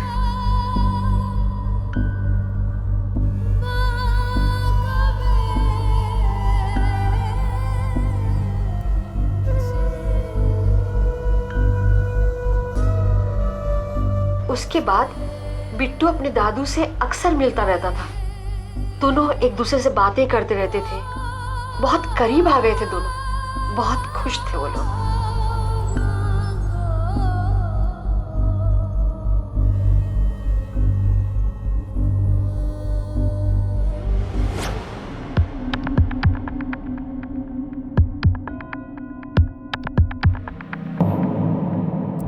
बिट्टू के पास कोई वजह नहीं है कि वो अपने दादाजी की हत्या करे, लेकिन ये एक पहेली है कि उसने अपने साथ साथ कमल और कुसुम को मारने की कोशिश क्यों की। हाँ बोलो। ठीक है सर, जितेंद्र एक होटल में छुपा हुआ है। चलो।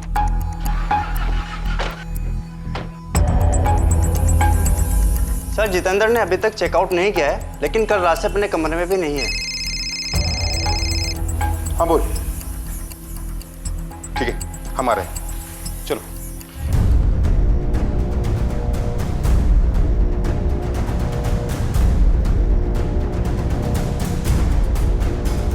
शुक्ला सर, पूरे एरिया के अच्छी तरह से छान मारो। सर।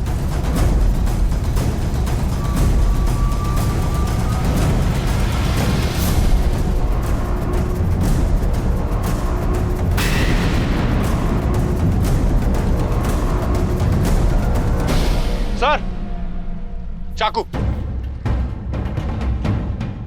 ये देखिए। शुक्ला सर, बॉडी को ऑटोप्सी के लिए भेज दो। मर्डर चाकू से हुआ है। सोचने वाली बात यह है कि नंदलाल का मर्डर भी चाकू के वार से ही हुआ था। खैर, इस चाकू के फिंगरप्रिंट्स मंगवाओ। सर। देखिए, आप रोज रोज यहाँ मत आएगी। हमें जैसे ही कुछ पता चलेगा हम आपको इन्फॉर्म करेंगे। सांप दूध की जली। मेरी चिंता मत कीजिए, मैं यहाँ किसी को तंग नहीं करूंगी, लेकिन जब तक मेरे पति को इंसाफ नहीं मिल जाता मैं यहाँ से नहीं हिलूंगी।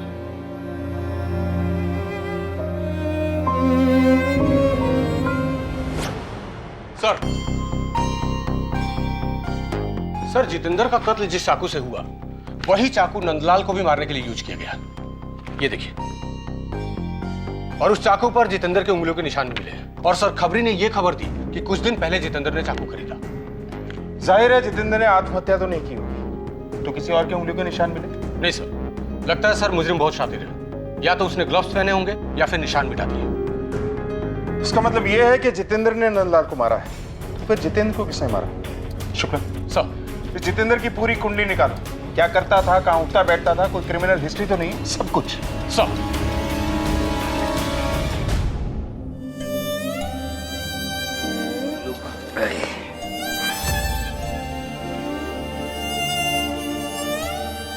पुरानी बातों का बोझ लेकर कब तक जीते रहेंगे? नई शुरुआत क्यों नहीं करते? वो बात पुरानी कहाँ हुई कुशल्या? उस बात के बाद और कोई बात तो हुई नहीं हमारे जीवन में। उसी बात के बोझ तले तो दब कर जी रहे हैं हम।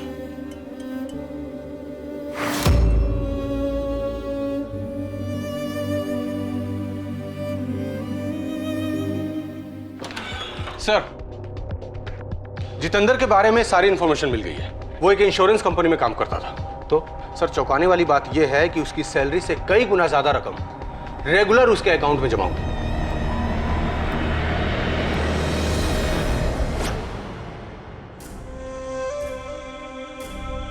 सर, हमें कुछ भी नहीं पता। हम आपको कुछ भी नहीं बता सकते।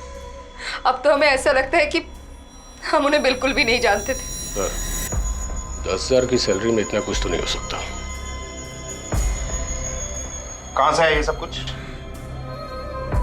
वो सर, हमारे हस्बैंड हर महीने घर के खर्चे के लिए ऊपर से 5-6 हज़ार देते थे, लेकिन हमें नहीं पता कि ये पैसा वो कहाँ से लाते थे। हाँ, लेकिन मैं हर खर्चे का हिसाब रखी हूँ अपने कॉपी में तारीख के साथ। ठीक है जी।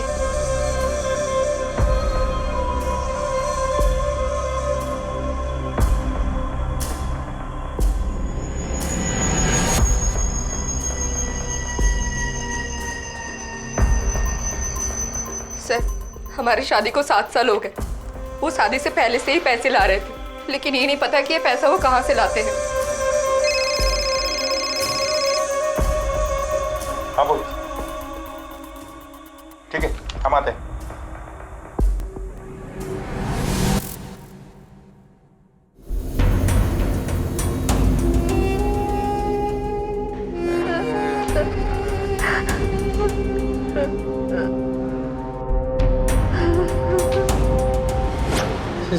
सर, मैं पुरानी एल्बम ढूंढ रहा था अपनी माँ की फोटो के लिए।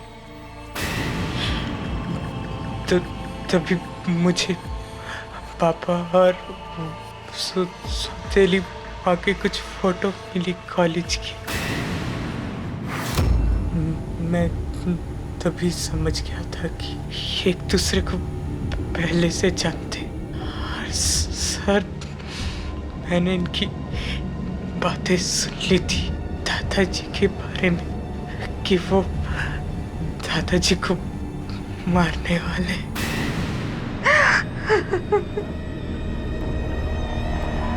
बहुत अफसोस के साथ कहना पड़ रहा है कि हम ये केस सुलझा नहीं पाए, क्योंकि कुसुम जी, 10 साल पहले जब ये कहानी शुरू हुई थी तब तो आप पिक्चर में ही नहीं थे। कोई नहीं जानता था आपके बारे में। खैर, आप दोनों को एक खुशी की खबर देता हूं। बिट्टू को होश आ गया है और उसने हमसे खुलकर बातें की हैं। उसने हमें बताया कि उसने खुद को मारने की कोशिश क्यों की, या फिर मैं यूं कहूं कि आप दोनों को मारकर खुद को सजा देने की कोशिश क्यों की, क्यों किया ये सब।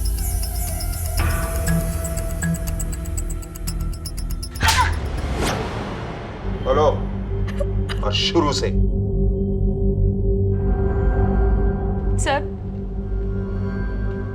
मैं और कमल कॉलेज टाइम से एक दूसरे से बहुत प्यार करते थे, लेकिन जब नीलेश भैया की शादी के बाद बाबूजी ने उन्हें घर से निकाल दिया तो हमें लगा कि वो हमारी शादी के लिए तो कभी नहीं मानने वाले।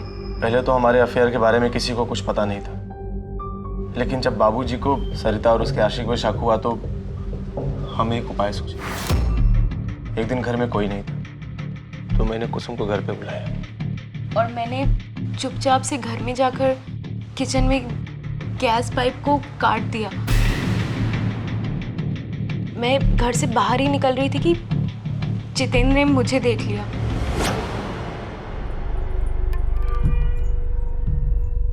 आ गया हमारा फिर आजा बेटा स्कूल से। हाँ चलो चलो। हाँ मम्मी। बेटा आप बैठो, मैं आपके लिए दूध लेकर आती हूँ। हाँ मम्मी नाश्ता लेके आती है तेरे लिए, है ना? एक मिनट में जरा तेरा बैग रख दूँ।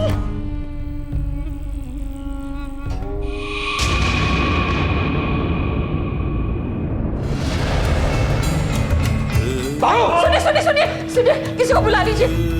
जितेंद्र इतने सालों तक ब्लैकमेल करता रहा मुझे। तुमने तो अपना भविष्य उज्जवल कर लिया है कमल के साथ शादी करके। कुछ हमारे बारे में भी सोचो। मेरे प्यार की खबर पे तो तुमने अपना घर बना लिया है। अगर मैं मुंह खोलूंगा ना तो सीधा अंदर जाओगी, सोच लो। तो नंदलाल को मारने का काम जितेंद्र को सौंपा था। बाबूजी ने जितेंद्र का जीना हराम कर रखा था और हमें भी डर लगने लगा था कि एक दिन बाबूजी हमसे हमारा सब कुछ छीन लेंगे। इसलिए हमने जितेंद्र को और पैसे का लालच देकर अपना काम करने के लिए तैयार किया। जितेंद्र को डर था कि कहीं वो पकड़ा ना जाए, लेकिन फिर हमारी बातों में आकर वो राजी हो गया।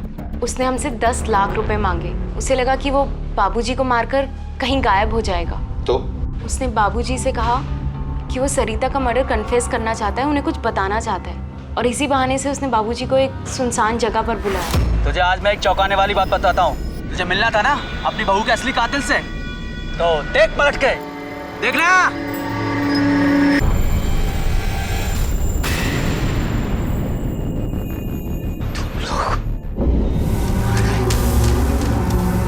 तुम्हारा काम हो गया, लाओ मेरे 10 लाख रुपए।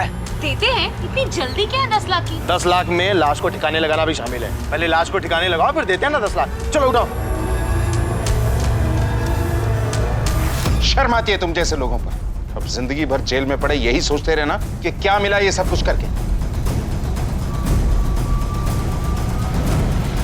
अब उसकी दादी ही उसके जख्मों पर मलहम लगा रही है। आखिर क्या हासिल हुआ इस जुर्म से? लेकिन रिश्तों का हासिल है क्या?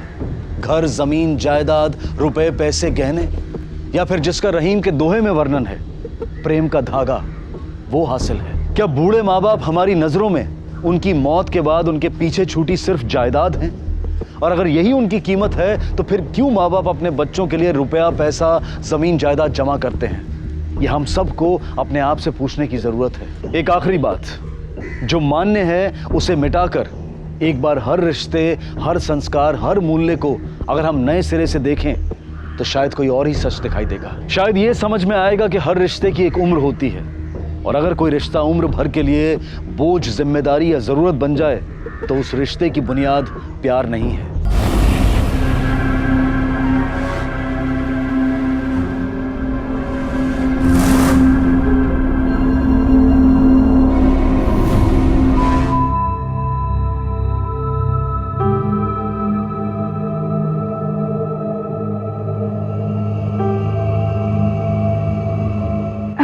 आप रेडी हो गए?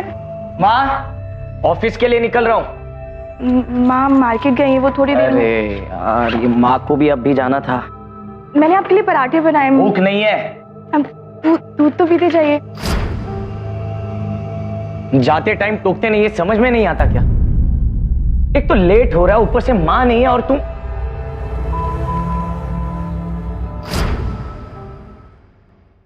सुनिए तो। बाय।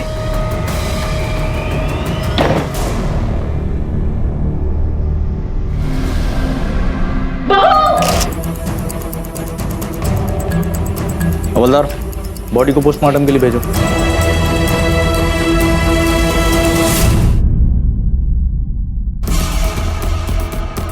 सीमेंद छट्टे मिले हैं।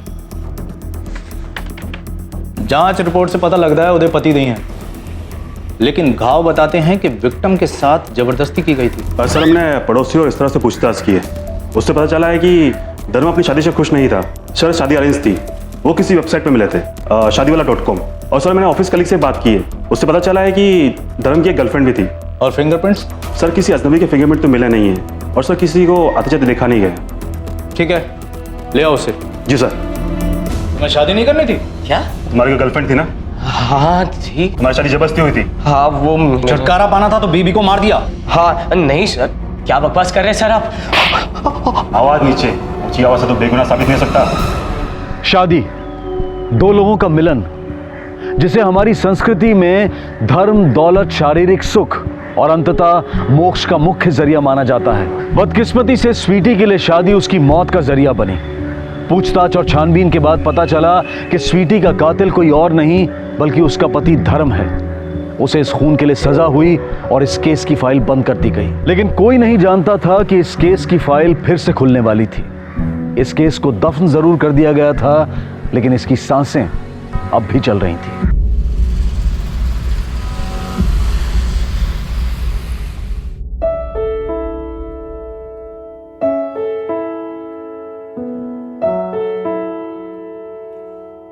रचना,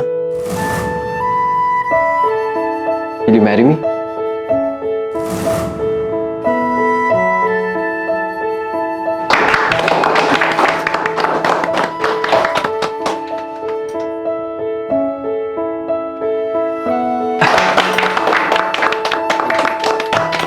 थैंक यू चाचा।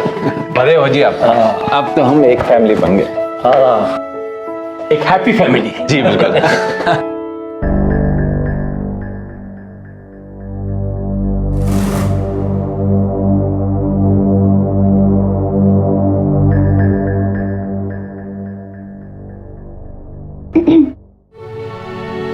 अरे रचना, क्या हुआ? आप ठीक तो है ना? मेरा मतलब आप इस शादी से खुश तो हैं? अरे ऑफ कोर्स, मैं क्यों ना खुश होऊंगा। मेरा मतलब रचना, मेरे बेटे की खुशी से बढ़कर मेरे लिए और कुछ नहीं है। अगर वो इस शादी से इतना खुश है तो मैं भला क्यों खुश नहीं होऊंगा। Thank you so much uncle. शादी के लिए बस 1 महीना बचा है। वही तो कह रहा हूँ, पूरा 1 महीना। ओह मिस्टर रोमियो, तुम भी ना बहुत अजीब बातें करते हो। क्या अजीब बात करता हूँ?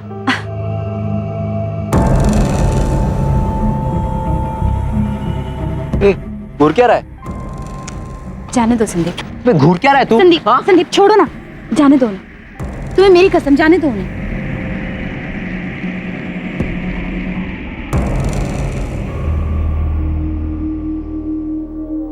I love you। संदीप, मुझे कोई फर्क नहीं पड़ता कि लोग मेरे बारे में क्या कहते हैं। फर्क पड़ता है तो इस बात से कि तुम मुझसे कितना प्यार करते हो।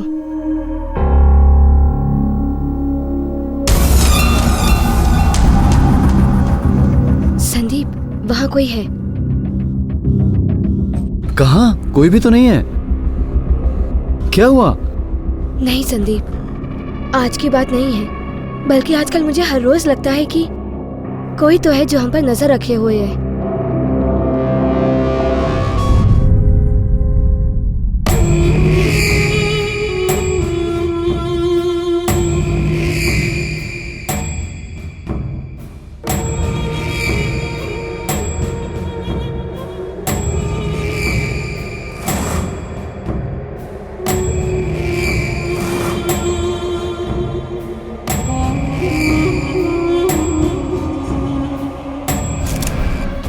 सर, आने जाने का एक ही रास्ता है।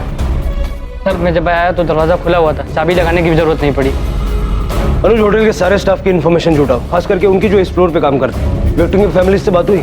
हो जाएगी सर। फ्लोर का सीसीटीवी फुटेज बुक।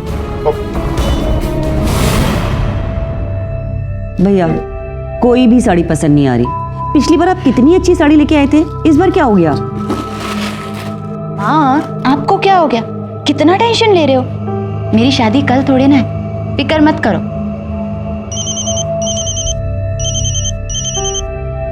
हेलो, शादी कैंसिल कर दो। क्या? शादी कैंसिल कर दो वरना पछताओगी।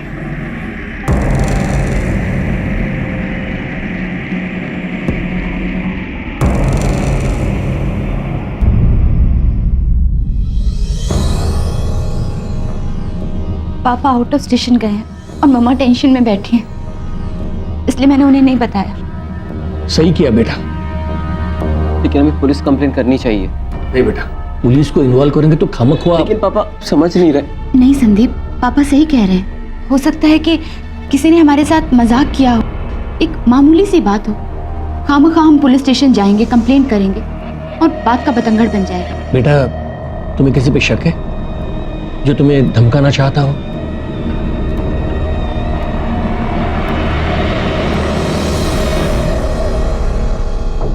सर, इतने बेरहम मर्डर के पीछे क्या मोटिव हो सकता है? फिर बहुत ही सफाई से कॉन्डोम यूज करके रेप किया गया ताकि सीमेन के ट्रेसेस ना मिले। इसीलिए पति के अलावा हमें किसी के सीमेन नहीं मिले। अनुज, ये जो 7 वार हुए ना, ये अंधाधुंध नहीं हुए। मर्डरर जानता था कि सबसे ज्यादा खून कहाँ से बहेगा। ये एक सोची समझी मोडस ऑपरेंडी है। सर, इतनी कम रोशनी में कैसे कुछ दिखेगा? 1:10। ये वही वेटर है ना? सर, लगता तो ऐसा ही कुछ है। ये कौन? सर, तो पुलिस यूनिफॉर्म में कोई लग रहा है। लग तो यूनिफॉर्म जैसा ही रहा। दोनों की फैमिली से बात करो, शायद केस हिस्ट्री से कुछ पता चले। Okay sir.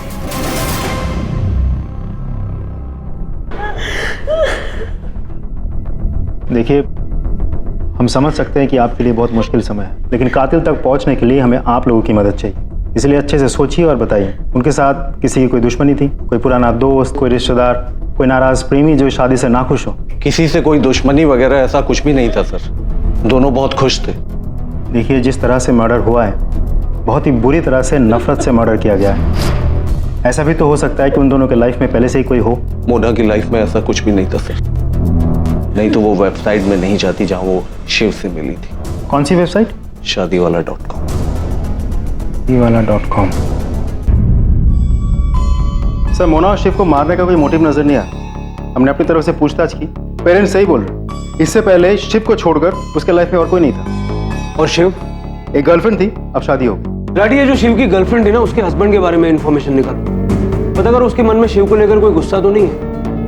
राठी, ये जो वेबसाइट है, ये लोगों को मिलवाने के साथ साथ उनकी शादियां भी ऑर्गेनाइज करता है। यहाँ तक कि हनीमून पैकेजेस भी अरेंज करके देते हैं। तो ऐसा तो नहीं कि कातिल को शिव और मोना के बारे में यहीं से पता चला हो सकता है पैसे लेके इन्फॉर्मेशन बेची गई हो।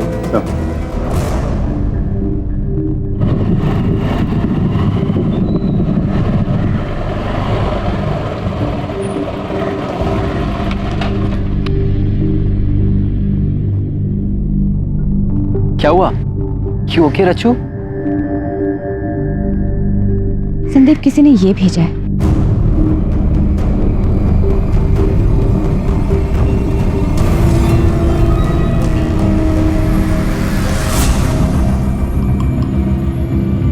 ये तो मेरी एक्स गर्लफ्रेंड है। ये बहुत पुराने पिक्चर्स है।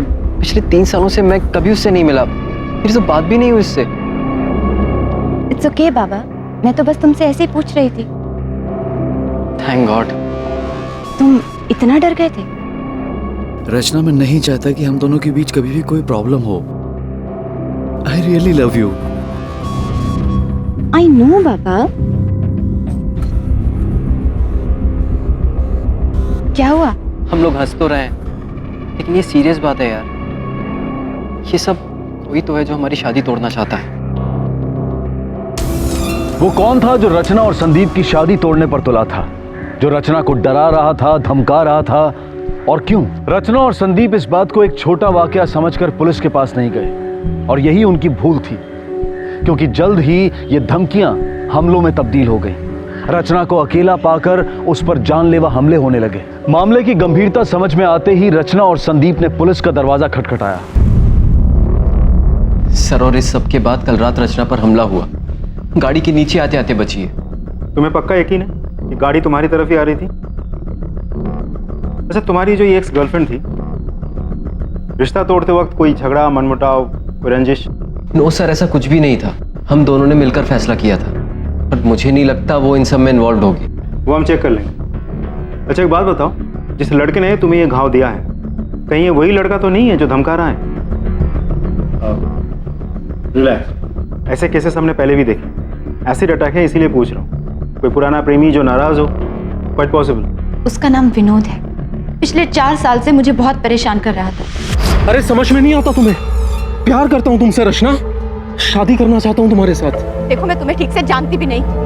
माना कि हम दोनों एक ही ऑफिस में काम करते, लेकिन इसका मतलब ये नहीं। रचना, रोज पूरा दिन ऑफिस में तुम्हारे बारे में सोचता रहता हूँ मैं। अरे बस तुम्हें देखता रहता हूँ। तुम भी मुझसे प्यार करना सीख जाओगे रचना। विनोद, ये क्या कर रहे हो तुम? रचना, तुझे छोड़ूंगा नहीं। अगर तू मेरी नहीं हो सकती तो किसी की भी नहीं।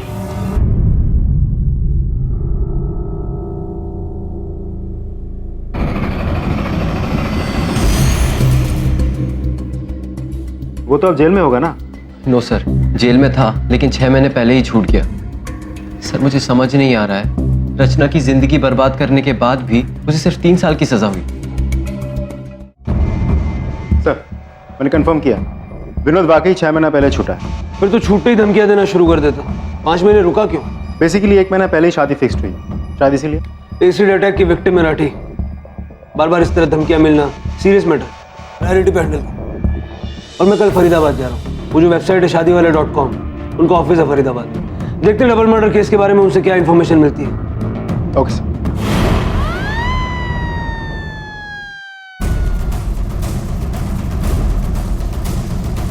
सर हम लोगों को मिलवाने से शादी अरेंज करने तक, हनीमून को भेजने तक सारी सर्विसेज देते हैं। काफ़ी नर्वस लग रहे हैं आप। नहीं मतलब हाँ, बहुत मेहनत से ये कंपनी खड़ी की है ना सर। इस मर्डर के चलते कंपनी बंद ना हो जाए तो टेंशन तो होगा ही ना सर। और एक्चुअली ये दूसरी बार हुआ है ना हमारे यहाँ आए हुए नई शादी हुए जोड़े का मर्डर, वो भी 1 महीने के अंदर अंदर। कौन से केस की बात कर रहे हैं? वो धर्म और स्वीटी सेठ, वो बीच वाले की फोटो। इन दोनों का भी मर्डर हुआ? दोनों का नहीं सर, सिर्फ वाइफ का। 7 बार वार किया सर। रेप भी हुआ था सर, वो हस्बैंड ने, मतलब धर्म ने किया था। अब तो जेल में है वो। अरविंद जी मुझे स्वीटी और धर्म और मोना और शिव, इन दोनों कपल्स की सारी डिटेल्स चाहिए। Yes yes of course sir, मिल जाएगी।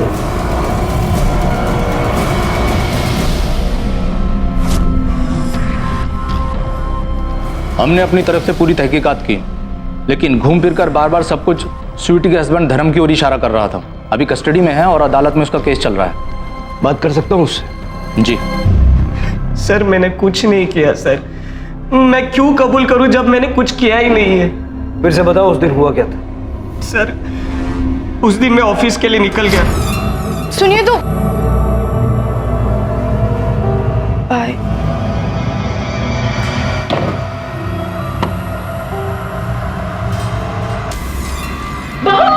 बस इसके अलावा कुछ नहीं पता है सर।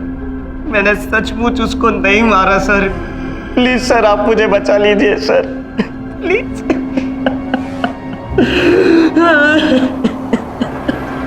सर अब जाऊं मैं? मुझे जो कुछ भी मालूम था मैंने आपको सब कुछ सच सच बता दिया। सर अब और क्या? बैठ जा चुपचाप। सर बट ये दिस इज हैरेसमेंट सर। मैं आपको बोल चुका हूं कि मेरा उस लड़की से कोई लेना देना नहीं है। हैरेसमेंट? ये सब तुझे हैरेसमेंट लगता है? अब तक तो हमने तुझे छुआ भी नहीं। एक मासूम लड़की के चेहरे पर तेजाब फेंक, उसकी पूरी जिंदगी बर्बाद करके यहाँ बैठ के हैरेसमेंट की बात करता है तू? खुद तो जेल से छूट गया, लेकिन उसके चेहरे पर जो घाव दिया है ना तू, वो जिंदगी भर रह जाएगा। उससे दूर रहना, नहीं तो हैरेसमेंट क्या चीज होती है हम दिखाएंगे तुझे। निकल। और सुन, जब भी जरूरत पड़ेगी हम पुलिस स्टेशन बुलाएंगे, चुपचाप यहाँ आ जाना। आउट। कुमार इसके फोन रिकॉर्ड्स निकलवाओ, फोन कंपनी से कांटेक्ट करो, फोन को ट्रायंगुलेट करवा के इसके लोकेशन की रिपोर्ट भी निकलवाओ। अनु सब्सटेंशियल एविडेंसेस तो नहीं मिले, लेकिन कुछ चीजें क्लियर है। किलर ने पूरी प्लानिंग की थी और बहुत बेरहमी से कत्ल की। गुस्सा यहाँ पर बहुत बड़ा मोटिव। तो चाकू से वार किया गया, 7 बार हुए, औरत का रेप भी हुआ। और रेप भी बिना किसी हाथापाई के हुआ।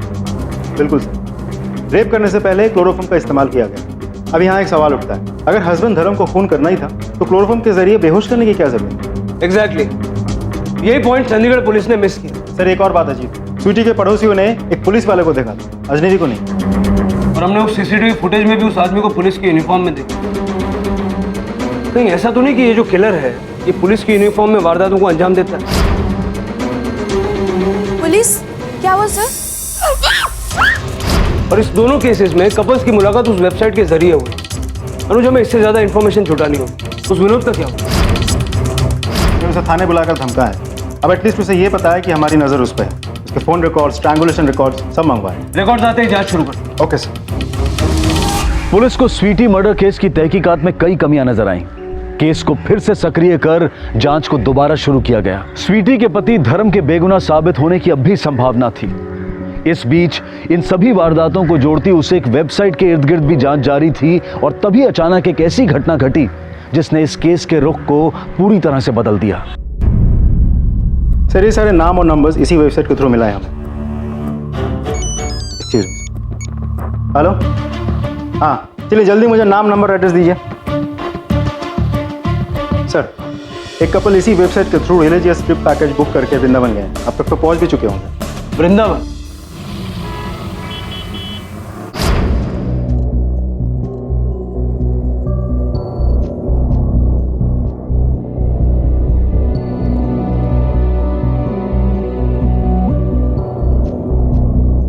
हाँ हाँ, आप ही के एरिया में वृंदावन कोई अतिथि गेस्ट हाउस है, वहाँ हस्बैंड एंड वाइफ।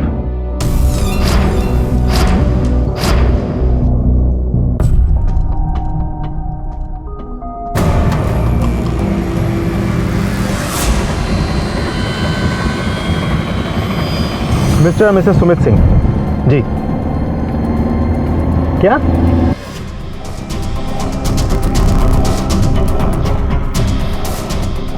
फिर से 7 बार। विक्टिम के कपड़े भी बिखरे पड़े हैं। ये संजोग नहीं हो सकता। ये सारे मामले उस मैट्रिमोनियल वेबसाइट से जुड़े शादीवाले.com। एक ही ढंग से की गई 5 खौफनाक हत्याएं। बेशक ये काम किसी सीरियल किलर का था, जो एक के बाद एक अपने शिकार चुनकर उन्हें अपने अनूठे अंदाज में मार रहा था। इसमें कोई शक नहीं कि ये सीरियल किलर है। देखिए, हर मर्डर में एक ही पैटर्न है। लेकिन पहले सिर्फ स्वीटी का कत्ल हुआ, फिर दोनों मामलों में दोनों पति होगा। क्योंकि वो सिर्फ औरतों को ही अपना शिकार बनाना चाहते हैं। 2 मौकों पर उनके पति उनके साथ में थे। औरतों को मारना उसकी जरूरत है और मर्दों को मारना मजबूरी। और ये 7 बार? क्योंकि ये सिर्फ शादीशुदा जोड़ों को ही अपना शिकार बनाता है। मेरे मुताबिक ये 7 बार 7 फेरों से जुड़े हुए। आपका ये जो सीरियल किलर है, ये 30 से 40 के बीच की उम्र का कोई अकेले रहने वाला शख्स है। प्यार, शादी में नाकामयाब, धोखा मिला हो शायद, या शायद शादी से चिढ़ हुए से। हर रेप के बाद, हर खून के बाद इसे लगता है कि ये और ताकतवर हो गया है। और अपनी इसी इच्छा को पूरा करने के लिए ये उस वेबसाइट से इंफॉर्मेशन जुटाता है। किसकी शादी हो रही है, कौन हनीमून पे जा रहा है। अनुज, इस वेबसाइट के ऑफिस में जितने भी लोग काम करते हैं सब पे नजर रखो और जरा ध्यान से किसी को पता न चले। सीरियल किलर से निपटने के लिए पुलिस को तकनीकी ज्ञान और मौजूदा जानकारी के द्वारा हत्यारे का एक संभावित रेखा चित्र बनाना पड़ता है। इसे क्रिमिनल प्रोफाइलिंग कहते हैं। इसके जरिए संदिग्धों को पहचानने में आसानी होती है और पुलिस हत्यारे से एक कदम आगे रहने की कोशिश करती है ताकि उसके अगले शिकार तक पहुंचने से पहले पुलिस खुद उस तक पहुंच सके। सीरियसली? संदीप? हाँ पापा। अरे सीरियल किलर वो नई नई शादी हुए कपल्स का कत्ल कर देता है। संदीप बेटा, तू थोड़ा सतर्क रहना।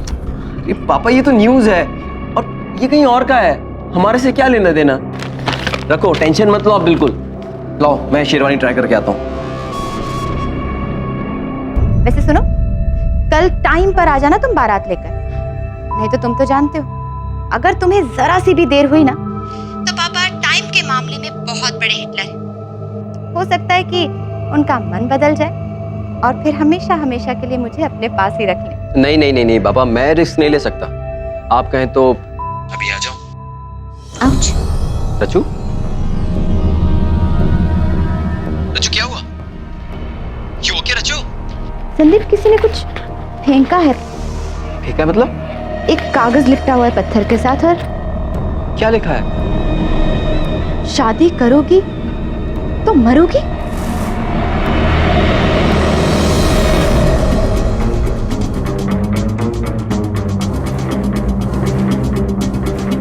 डरो मत रचना, विनोद के सारे रिकॉर्ड्स हैं हमारे पास। सर, कुछ भी करके इसे पकड़िए प्लीज। आप चिंता मत कीजिए, अब तक वो अरेस्ट भी हो चुका होगा। कुछ भी हो हमें तुरंत फोन कीजिएगा। अभी हमें निकलना होगा। चलो।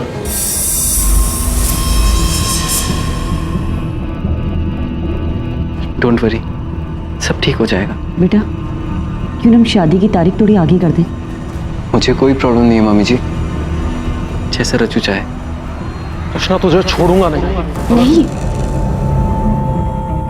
अब मैं दोबारा उस इंसान को अपनी जिंदगी बर्बाद करने नहीं दूंगी। शादी जिस दिन की तय है उसी दिन होगी। मैं उससे नहीं डरती। क्या कहा था हमने? लेकिन सर, मैंने कुछ नहीं किया। आप क्यों मुझे? फिर झूठ। तेरे मोबाइल फोन ट्रैक किया है हमने। जहां जहां रचना ने बताया तू हर उस जगह पर मौजूद था। अब तक फॉलो कर रहा था, अब धमकी भी देने लगा। सर, मैं बिल्कुल सच बोल रहा हूँ, मैंने उसका कोई पीछा नहीं किया। तो हमारे पास जो फोन रिकॉर्ड्स है वो गलत है। हाँ सर, किया था पीछा।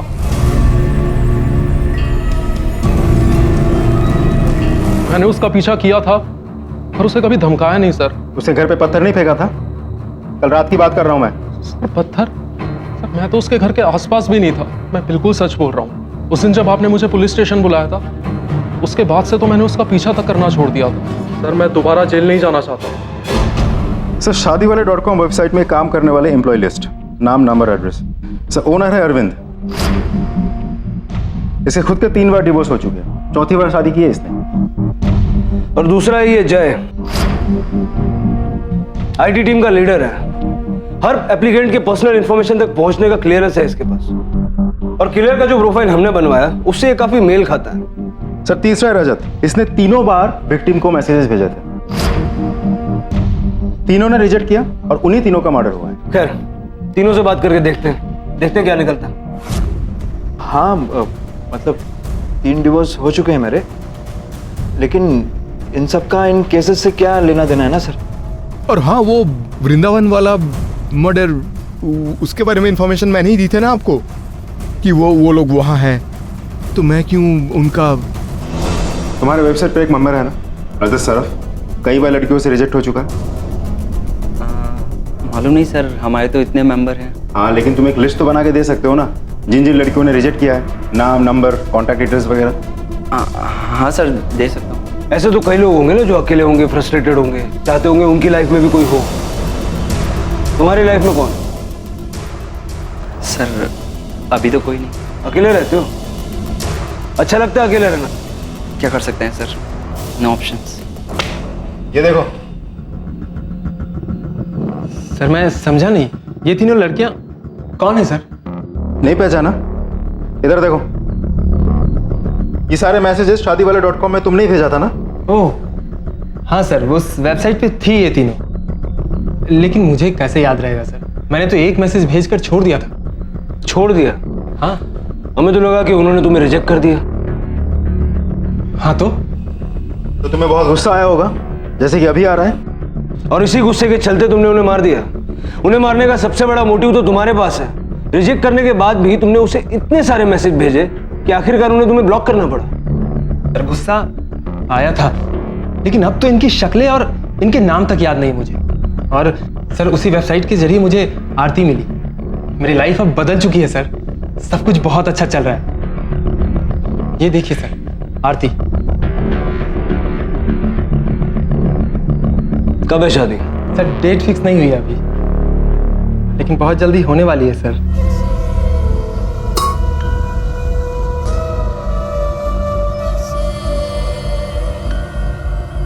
वेलकम बेटा।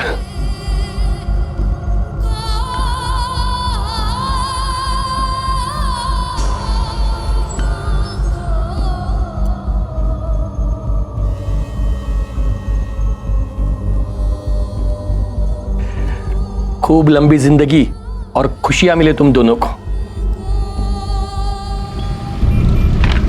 सर इसके मुताबिक तो जब रचना के घर पे हमला हुआ या जब पत्थर फेंका गया था, तब तो विनोद वहां था ही नहीं। इसका मतलब विनोद सच बोल रहा है। रचना को धमकाने वाला खुल्ला घूम रहा है। रचना की जान को खतरा है। ये सब छोड़ो, आज मैं ब्रेकफास्ट बाहर से मंगा रहा हूँ। वैसे भी मैं फ्रूट्स लाने के लिए मार्केट जा ही रहा था, सोचा तुम दोनों उठ जाओ तो मैं चला जाऊंगा। पापा आप टेंशन मत लीजिए ना, मैं सब संभाल लूंगी। पक्का? बिल्कुल। ठीक है, तो मैं चलता हूँ। जी।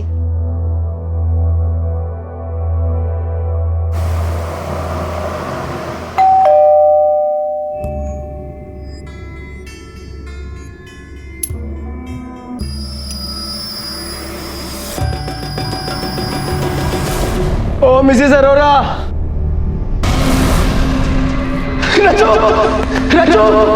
जीवन, सपने, आशाएं, अभिलाषाएं। चुटकी में रचना की जिंदगी का ये दिया बुझ गया। उसे धमकाया गया, लेकिन इसके बावजूद उसने शादी के इस अहम पड़ाव को पार किया। रचना पर हुए एसिड अटैक के बाद वो शादी के इस सपने को भूल सी चुकी थी, लेकिन संदीप ने उसके इस भूले बिसरे सपने को सच कर उसकी जिंदगी में रंग भर दिया। लेकिन दुर्भाग्यवश किसी हैवान ने आकर रचना की ये नई दुनिया तबाह कर दी। कौन था वो? किसने कर दिया? घर के आसपास किसी को आते हुए देखा था? आसपास तो कोई नहीं था, और ऐसा कुछ सोचा भी नहीं था। ऊपर से संदीप घर में था तो इतनी टेंशन नहीं थी। अच्छा एक बात बताइए, संदीप और रचना किसी वेबसाइट पर मिले थे? मेरा मतलब है वो मैट्रिमोनियल वेबसाइट्स हो। नहीं, उन्हें उनके एक दोस्त ने मिलाया था। आपको पूरा यकीन है कि रचना किसी मैट्रिमोनियल वेबसाइट पर रजिस्टर्ड नहीं थी? हाँ, उसने वो शादी वाले वेबसाइट पे मेंबरशिप ले रखी थी। वो लेना नहीं चाहती थी, हमीद ने उसे फोर्स किया था। हमें लगा शायद वेबसाइट में मेंबरशिप लेने के बाद उसकी शादी हो जाएगी, लेकिन जब संदीप उसके जिंदगी में आया, वेबसाइट के थ्रू उसे लड़के देखने की जरूरत ही नहीं पड़ी। सर, रचना की पोस्टमार्टम रिपोर्ट सब कुछ सीरियल किलर केस जैसा ही है, सिर्फ रचना के साथ रेप नहीं हुआ। अनुज, ये कोई कॉपीकैट किलर भी हो सकता है। सर, ऐसा भी तो हो सकता है कि बीच में कोई आ गया हो और सीरियल किलर के पास समय की कमी हो। बाकी सारी चीजें तो सीरियल किलर केस की तरफ इशारा करती हैं। एक बहुत बड़ा फर्क है, रचना शादीवाले.com वेबसाइट पर रजिस्टर्ड ही नहीं थी। याद है उसके माँ बाप ने क्या कहा था? हाँ, उसने वो शादी वाले वेबसाइट पे मेंबरशिप ले रखी थी। यानी रचना वेबसाइट के जरिए किसी से मिली नहीं। ये देखो वो न्यूज आर्टिकल जो सीरियल किलर के बारे में है, इसमें कहीं भी उस वेबसाइट का नाम नहीं है। और यही गलती कर दी हमारे कॉपीकैट किलर ने। सीरियल किलर के सारे पहलू जाने बिना उसने रचना को मारा और इसीलिए उसने रचना का रेप नहीं किया। सर, रचना से जुड़े इतने सारे लोगों से हमने पूछताछ की, इतनी बेरहमी से किसने मारा होगा? इसके पीछे कोई पर्सनल वजह भी हो सकता है कातिल कोई महिला भी हो। अशोक ने बताया था कि वो गली के एंड पे जो फ्रूट वाला है वहाँ फ्रूट खरीदने गया था 8:30 बजे। सर, और संदीप को रचना की बॉडी मिली 9 बजे, जब वो नींद से जागा। यानी किलर के पास आधा घंटा था और किलर ये भी जानता था कि अशोक को फ्रूट वाले के पास जाकर वापस आने में करीब आधा घंटा लगेगा। मतलब कोई उस पर नजर रख रहा था, प्लान कर रहा था। अनुज, घर के आसपास सब जगह पूछताछ करो। कितने बजे दूध रख कर गए थे? 7:30 के आसपास साहब जी। किसी को देखा था इस घर की तरफ आते हुए? नहीं साहब। सर, मुझे नहीं लगता उनकी किसी के साथ कोई दुश्मनी हो सकती है, लेकिन एक उनके दोस्त हैं मोहन करके, मुझे तो ज़्यादा पता नहीं है, आप उनसे बात कर सकते हैं। नो सर, किसी से दुश्मनी होने का तो कोई चांस ही नहीं था। और सर, पत्नी की डेथ के बाद से उसका ध्यान सिर्फ अपने बेटे के पालन पोषण पर ही था। साहब, मैं रोज यहाँ पे ठेला लगाता हूँ, मैंने उस दिन उनके घर के आसपास किसी को नहीं देखा। ये देखो, रचना शादीवाले.com पर तो रजिस्टर्ड नहीं थी, लेकिन एक और वेबसाइट है हमदोनों.com, रचना का रजिस्टर्ड प्रोफाइल। एक और चीज दिखाता हूं।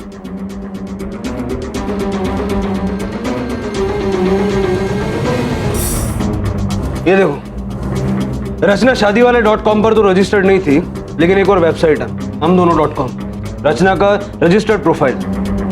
एक और चीज दिखाता हूं।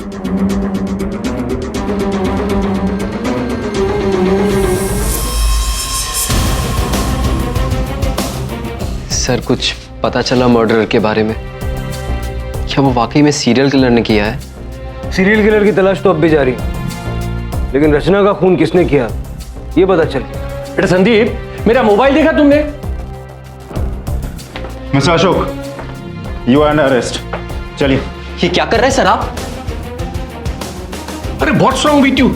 आप मुझे क्यों गिरफ्तार कर रहे हो? ये तो आप बताएंगे। अपनी होने वाली बहू को इतना धमकाने के बावजूद जब वो आपकी बहू बन गई, आपने उसे मार दिया। पागल हो गए आप लोग। मेरे पापा किसी को क्यों मारेंगे, वो भी रचना को? ये जानते थे कि मैं रचना से कितना प्यार करता था। तुम ये नहीं जानते कि ये रचना से कितना प्यार करते थे? क्या? शादी करना चाहते थे उससे। ये भी उसी वेबसाइट पर रजिस्टर्ड है जिस पर रचना थी, हमदोनों.com। संदीप के बड़े होने के बाद ये जो मैट्रिमोनियल साइट्स होते हैं ना, उस पर एनरोल करवाया था। कौन सा वेबसाइट? यही कोई हमदोनों.com। और हमने ये भी पता किया कि उस दिन सुबह ये फ्रूट लेने भी नहीं गए। साहब, उस दिन आशु साहब मेरे ठेले पे नहीं आए थे। पापा, ये सब रचना से मैं मिला पहले। सच कहूं तो आप रियलिटी में ज्यादा सुंदर लगती है। Thank you. थोड़ी हिचकिचाहट के बाद हम दोस्त बन गए। मैंने सोचा अब अगला स्टेप तो शादी है, लेकिन अचानक रचना ने मुझसे मिलना ही छोड़ दिया। अगली बार जब मैं रचना से मिला। अरे तू? पापा, मैंने आपसे कहा था ना, उस स्पेशल लड़की से मिलवाऊंगा जिसे मैं शादी करना चाहता हूं। टेंटेडेड।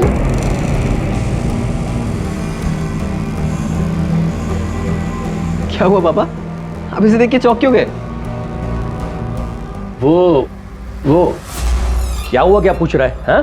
अरे पहले बता दिया होता कि तू आज इसे घर लाने वाला है। हाँ? अरे घर की हालत तो देख। हाँ? इससे अचानक उसे लेके पापा रिलैक्स, फॉर्मल क्यों हो रहे हो? बैठो बैठो बैठो। मैं आपकी बहू को आपसे मिलवाने लाया हूं। आप बैठो, इसके साथ बातें करो, चाय मैं लेके आता हूं। I am really sorry. Actually आपको मना करने की हिम्मत ही नहीं जुटा पाई, और मुझे नहीं पता था कि आप संदीप के पापा हैं। मुझे नहीं पता था कि संदीप मुझ जैसी लड़की को, मतलब मेरी जैसी लड़की को कभी शादी के लिए प्रपोज करेगा। तो सब क्यों? मुझसे मिलने की जरूरत क्या थी? मम्मी पापा की वजह से। उन्होंने प्रेशराइज किया था मुझे। देखो, संदीप को इस बारे में कभी पता नहीं चलना चाहिए। गर्मा गर्म चाय संदीप स्पेशल रेडी है। ये लीजिए पापा। नहीं नहीं, आप लीजिए, ये लीजिए। उससे देखा नहीं जा रहा था, सहा नहीं जा रहा था, जिसके साथ मैंने इतने सपने देखे, इतनी प्लानिंग की, वही लड़की अब मेरे बेटे के साथ। और आपने उस किलर की मोडस ऑपरेंडी अपना कर उसे मार दिया। सॉरी बेटा, मुझसे गलती हो गई, मुझे माफ कर दो बेटा, मुझे माफ कर दो। समझ Stop it, पापा। Don't you dare। आपने मेरी पूरी जिंदगी बर्बाद कर दी। प्लीज ले जाइए। चलिए चलिए बेटा, बेटा बेटा प्लीज बेटा। जिंदगी ने जब अशोक के साथ यह अजीब मजाक किया, तब उसके पास विकल्प थे। सच्चाई का रास्ता अपनाकर अपने बेटे को रचना और अपने बारे में सब कुछ बता देना, या फिर अहंकार में रहते हुए इस बात को छिपाकर तिरस्कार की आग में जलना। लेकिन अशोक ने अपने अहंकार का रास्ता चुना और नतीजा हमारे सामने है। पुलिस ने इस केस को होशियारी से सुलझाया, लेकिन वो सीरियल किलर अब भी आजाद घूम रहा था और कई जाने दांव पर लगी हुई थी। अच्छा, आपके स्केड्यूल के हिसाब से नेक्स्ट किसकी शादी है? नाम और पता SMS कर दी। थैंक्स। मुझे नहीं लगता जय सीरियल किलर है। क्यों? क्योंकि वो समलैंगिक है। उसका एक बॉयफ्रेंड है, सालों से दोनों एक साथ रहते हैं। मतलब हम गलत ट्रैक पर थे अनुज। अभी सीरियल किलर को पकड़ने का एक ही रास्ता है, उसे रंगे हाथों पकड़। वो कैसे सर? मैंने अभी अरविंद से बात की, उससे पूछा नेक्स्ट शादी किसकी, नाम और पता आ जाएगा, उनसे मिल लेते। Okay sir.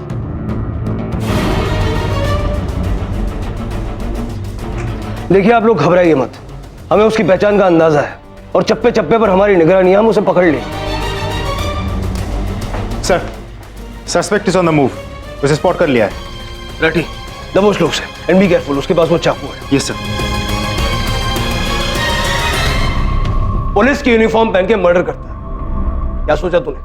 यूनिफॉर्म पहनने से ना ही कोई सवाल करेगा ना ही कोई शक। बेटा तूने दिमाग तो बहुत चलाया, बट गलत जगह। तुझ पे शक तो हमको पहले से ही था, लेकिन जब ये पता चला ना कि आरती की शादी तय होने वाली है, वो भी किसी और से, तब हमारा शक यकीन में बदल गया। हाँ, मारा मैंने। क्या समझती थी अपने आप को? साली मुझे रिजेक्ट करती है 2 टके की। सबकी सब वैसी ही होती है इंस्पेक्टर साहब। मतलब ही कोई शक्ल पे मरती है तो कोई पैसों पे। देखा ना मैंने कैसे 7 फेरे लिए ना सबने। 7 बार काटा, 1 2।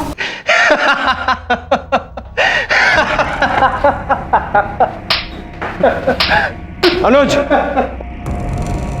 इसे मारने से कोई फायदा नहीं, ये दिमागी तौर पर बीमार है। सड़ने तो सारी जिंदगी जेल। चल। क्या कारण था रजत के इस पागलपन का, इस बीमारी का? प्यार, अकेलापन? नहीं, वास्तव में रजत ना इन लड़कियों को अच्छी तरह से जानता था और ना ही उनसे कभी मिला था। इसलिए ये कहना कि वो उनसे प्यार करता था, यह गलत होगा। दरअसल जो कुछ भी हुआ उसका जिम्मेदार था अहंकार। नामंजूर किए जाने की वजह से अशोक और रजत दोनों के अहंकार को ठेस पहुंची। जहां इस अहंकार ने रजत का दिमागी संतुलन बिगाड़ दिया, वहीं अशोक को अपने बेटे की पत्नी का खून करने पर मजबूर कर दिया। स्वीटी के पति धर्म को रिहा कर दिया गया और अशोक और रजत को उनके गुनाह की सजा दी गई। लेकिन इस उन्माद में कई मासूम जाने गईं। जिन जवां आंखों में हजारों सपने थे, वो आंखें अपने सपनों को सच होता देखने से पहले ही हमेशा के लिए बंद हो गई। अहंकार एक ऐसा अंधेरा है जो इंसान को निगल कर उसे पूरी तरह से खत्म करने की क्षमता रखता है। इसलिए बेहद जरूरी है कि हम इसे अपने अंदर से मिटाएं। और विश्वास कीजिए, चारों ओर सकारात्मकता फैलेगी और समाज में जुर्म का अंधकार कम होगा। इसी विचार के साथ अब मैं अनूप सोनी आपसे विदा लेता हूं। फिर मुलाकात होगी अगले एपिसोड में जुर्म की एक और कहानी के साथ। तब तक अपना और अपने परिवार का ख्याल रखें और देखते रहें क्राइम पेट्रोल डायल 100। सबक एक को सीख हम सबको। जय हिंद। ऐसे और भी मज़ेदार वीडियो के लिए हमारे चैनल को लाइक, शेयर और सब्सक्राइब करें।